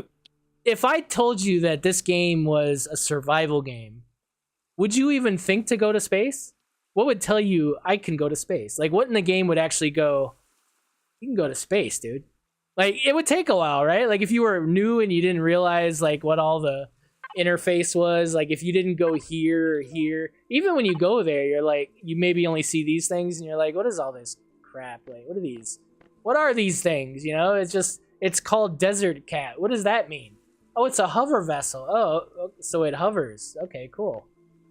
You know what I mean? It's like, oh, it takes these things. Where do I get these things? And then, so then you're looking for ingots, and maybe you'll find them in a box, but do you know that you have to salvage things and break them down to make ingots? Like, I don't know if you know that as a new player, you know? So it's things like that kind of frustrate me. I know they fixed some of that stuff. Some starter stuff, tutorials are in vanilla and everything, so that's cool. But I just always felt like the beginning of the game was and is still really lacking, the overall picture of the game. I'd love to see some of those project prefab builds get into the game itself, because a lot of those builds need to be, quite frankly, need to be replaced. Like, we've gone through this, but Dragon, definitely. a lot of them are inefficient and just aren't up to the level where they could be. That's the first impression for the players, to see some of those spawnable builds. So if we had some of our best representing that, it would I think help with the game. You know what I wish they would do is, I wish they would this is something I wanted to do. I actually talked about this. I was talking about this for a bit, actually, is making a what would you call it? I guess a machinima, but making like a mini movie in Empyrean. And what I actually want to do is I want to make an intro movie of because I guess the story is like where do you come from? You're on an escape pod and you land on a planet. Where did you come from? What ship did you escape from? Like, I know there's a story, right? There's a lore to this, and the reason why you're a Terran landed down on the planet or whatever. I want to make like a 1-minute movie of that scene, of you literally ejecting from this ship and landing on the planet. Because I feel like if you had that minute cutscene, it would explain the whole game. It'd be like, wait a minute, oh shit, there's these big ships. Wait, what? Like, there's combat and there's all these things. There's ship-to-ship combat. Like, you know what I mean? Like, once you saw that, it's like, I feel like the starting of the game would the overall broad, stroke of the game would make sense to you, right? Right. But we don't kind of know that. I've watched a lot of people play this game for the first time on stream, and it's all the same shit. It's like, I don't know, there's this survival tool, and look, I'm shooting flowers, and it's really weird, and like, whoa, there's a dinosaur. Is this like Ark? Can I tame it? Can I ride it? It's, you know what I mean? It's like, they have no way, and it's like, no, it's just a placeholder, and they haven't removed it yet after 7 years, 8 years or whatever. And it's like, it's like, you don't know, like, unless you're that type of person that really invests time in researching, which isn't me. How many games have you guys watched me play, and you love these games like Terraria and stuff, and I play it for half an hour and I'm like, this game sucks. And you're like, no, it doesn't. It's the most amazing game in the world. But it's because I don't know, I don't know. I haven't done any research on it. I just, it didn't appeal to me right off the bat, so it must suck, And this is one of the best games put out in the last 10 years, and it's like, you would never know that. This game is way better than so many games that have gotten so much hype. Ark sucks compared to this, dude. Like, I would say even Space Engineer sucks compared to this. Space Engineer. Like, honestly, this game should be way more popular than it is, man. Like, this game should be like flying high, dude. There should be videos about, big videos from big streamers going like, oh, you know, Elion's really like, you know, they should be the ones griping and bitching about Elion, not us, you know? Yeah. Like, it's so frustrating, dude. It's like, this game is so good and nobody knows about it, you know? Yeah. It's like, oh, it's so irritating. I love Space Engineers. I think it's awesome for its own thing, but it's way more popular than Empyrean, and there's no reason why it should be. But it's because they allow mods. They allowed a game to thrive and grow without them actually having to do anything. Yeah, I just, I love building. It's 90% of me for this game is my time going into creative. But I have to know that there's a universe in there in which the build can be experienced, it can be enjoyed, or I could go in there and play it myself. And I just don't see that with Space Engineers. So, is there even a single player aspect to it? Is there a fleshed out universe within Space Engineers now? Last I heard, it's not the case. So the way I look at Space Engineers is definitely more simulation. It's definitely more. Don't get me wrong. Like if Space Engineers was the only game I could play for the next year, I would find things to do every day for that year. Like there's enough there that I could, if that was all I had to do, I could enjoy that game for a year, 365 days. I could. There's so much to do. Like if you look at my Let's Play, how many episodes did we do? And I didn't even like accomplish anything yet. Like I barely had a miner that kind of sucked. I barely got into orbit. I barely mined like one or two things, and I definitely didn't get anywhere close to completing a base. Like there's a lot to eat off of in that game. If you're into building, but it's definitely more of a structural building kind of situation and a less aesthetic design kind of thing. Like if you know what I mean, and that's kind of where I wish the two games were combined. Oh man, yeah, that would be beautiful, dude. Dude, if Empyrean had actual conveyor systems and piping and you actually had to pipe the constructors to the boxes and you had to actually do all that, and you had to have fuel systems throughout your ship and oxygen systems throughout your ship, and they all had to be piped and they had to make sense, and you had to break ice down, and you had hydrogen thrusters and you had jet thrusters, and they had to have their own independent fuel systems and stuff. Like I would love that in Empyrean. That would be amazing. That'd be so much fun to build something and still be able to use these blocks. The fantastical beast, F4 button that just magically, I could fit everything in a suitcase, and it's stupid. It's annoying. It sucks. I hate it. It's what we got. We didn't have it before, I guess. We had to physically go to the things, but yeah, I hate it. But at least we have it. But boy, I wish we had to do what you have to do in Space Engineers. Like that'd be fun.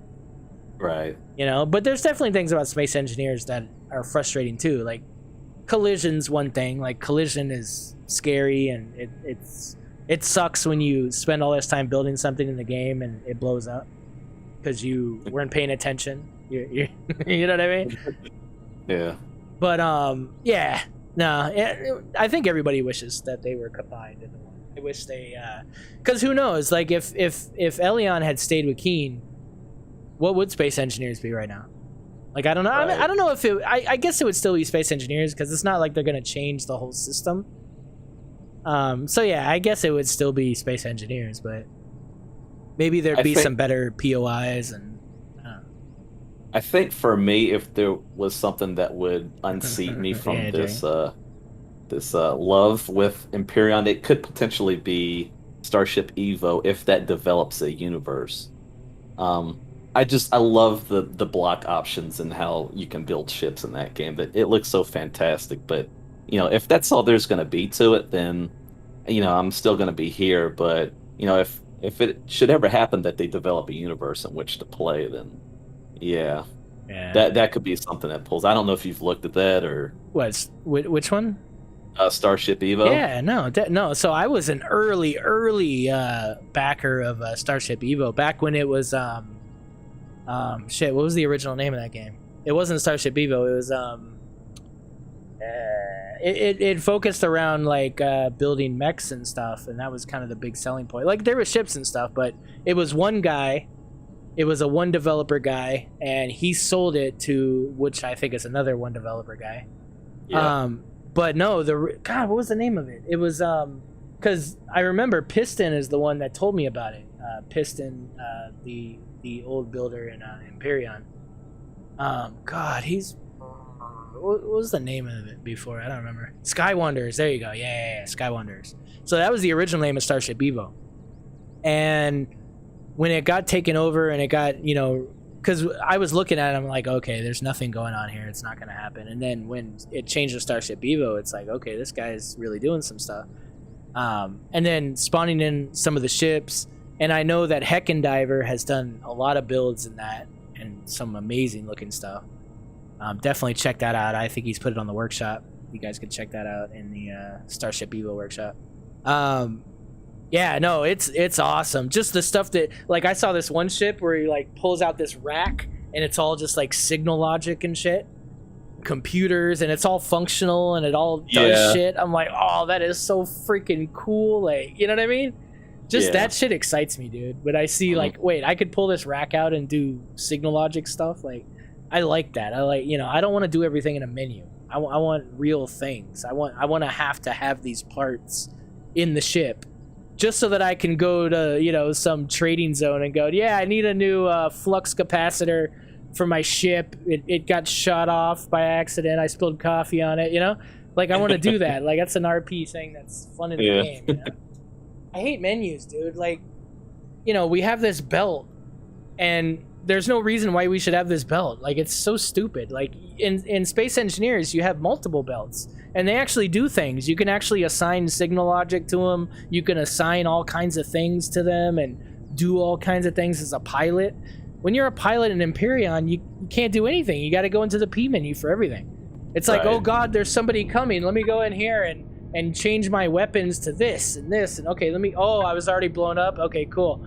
Oh, I forgot to turn my shields on in the P menu. I guess I'm dead now. Bye-bye, Spade, you know? Sucks. Yeah, no, it's horrible. But in Space Engineers, I can do anything. I can set any logic up and I can put it in my belt. And it actually like makes sense, you know, as a pilot. It's like, so just little things like that I really wish they would do. Now, was that actually a case with the founding of Empyrean? Did that come from Space Engineers programmers, or was that just hearsay, or what? No. Like, literally, the who is Elion, or who was Elion in the beginning, were a faction of Keen Studios that were making Space Engineers. Yeah. And they got upset that they weren't moving fast enough with the planets and the POIs and the AI, and they were just making this like simulation thing. And they said, no, we're gonna go make our own game. And they seceded from the studio, and they formed their own studio and created Empyrean. And it started on planet for a reason, and then going to space was kind of the thing that happened way later. Wow. Yeah. There was that potential there to have that all stops game with everything in it, the combination of Empyrean and Space Engineers. That was actually going to be a thing. It's just the split like that. That's amazing. Yeah, well, yes, but I don't think so, just because the way you build in Space Engineers, I don't think they would have changed that. You know what I mean? I think once they went down that road with the welding and the block by block thing, and even if you added shapes and stuff, like, it's still Space Engineers building is survival building in Empyrean, basically. Yeah. Only it's in stages, so everything's trusting, and then you gotta build it to regular blocks. But imagine having to build your ship in survival all the time. Like, you haven't built a third of your ships, if that's the case, right? Like, right. You maybe have never built a really big CV. Like, you know what I mean? Like, it's like, yeah, are we building the Leviathan in, you know, survival? I don't think so, you know? So it changes things, and I think that, no, I don't think it would be a really cool Empyrean by now. It would be a really cool Space Engineers, maybe. It'd be a Space Engineers with some POIs and AI, but I really don't think it would be what we have here. I'm really glad they did what they did. I just wish that they brought over more Space Engineer stuff, because a lot of the blocks are the same. right? A lot of Yeah, a lot of the they are. concept of That's- the blocks are the same, but Right, there's it some looks things like- they left over there. Yeah, it looks like the same selection, like 22.5 and Yeah. 45 and all that. It all looks the same. Yeah, but even the it's- assets, right? Even like a lot of these things are kind of really similar, you know. You just don't have the conveyor systems. You don't have that. You don't have any of that real functional logic. So I guess either the guy that did that, you know, didn't come with them, or it's something that maybe they just didn't want to do. They never got to it. I don't know. Right. Honestly, I'm thankful for that. Yeah, and, I'm and thankful listen, for Space that. Engineers is less enjoyable, Yeah. performance-wise as Empyrean. Like I'll take Empyrean over Space Engineers performance-wise anyway. You know, I can't get into a server with 4 guys and not lag balls. Like, you know what I mean? But we can get into the Anvil server 100 strong and enjoy the game. Right. So Yeah, I just couldn't think like it.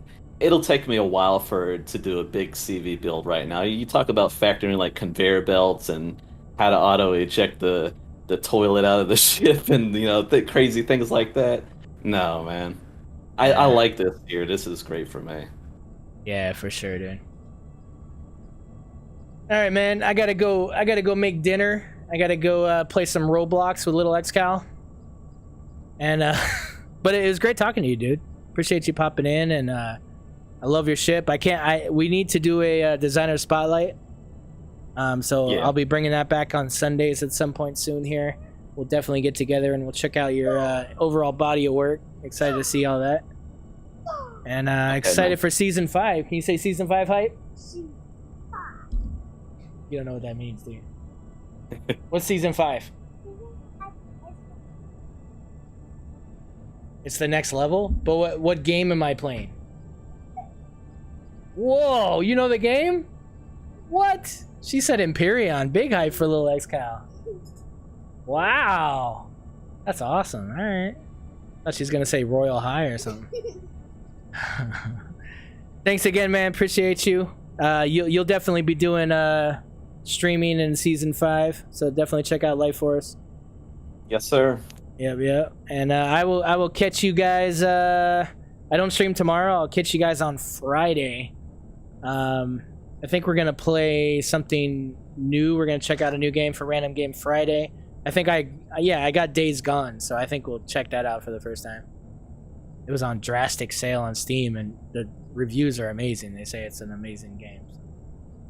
Apparently, I'm on a motorbike, so that sounds like a good time. Catch y'all later.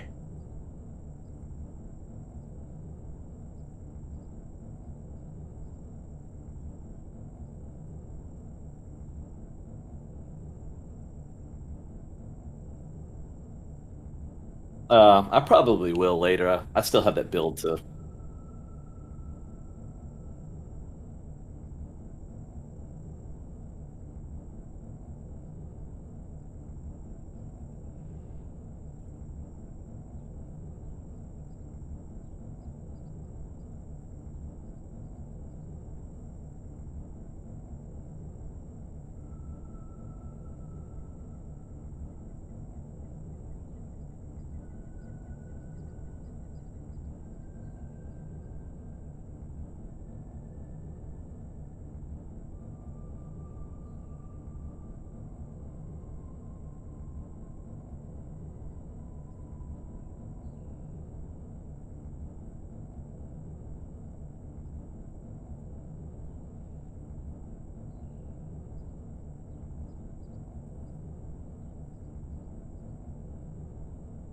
All right, brother. You have a good one. Thanks for the chat. It was a good one.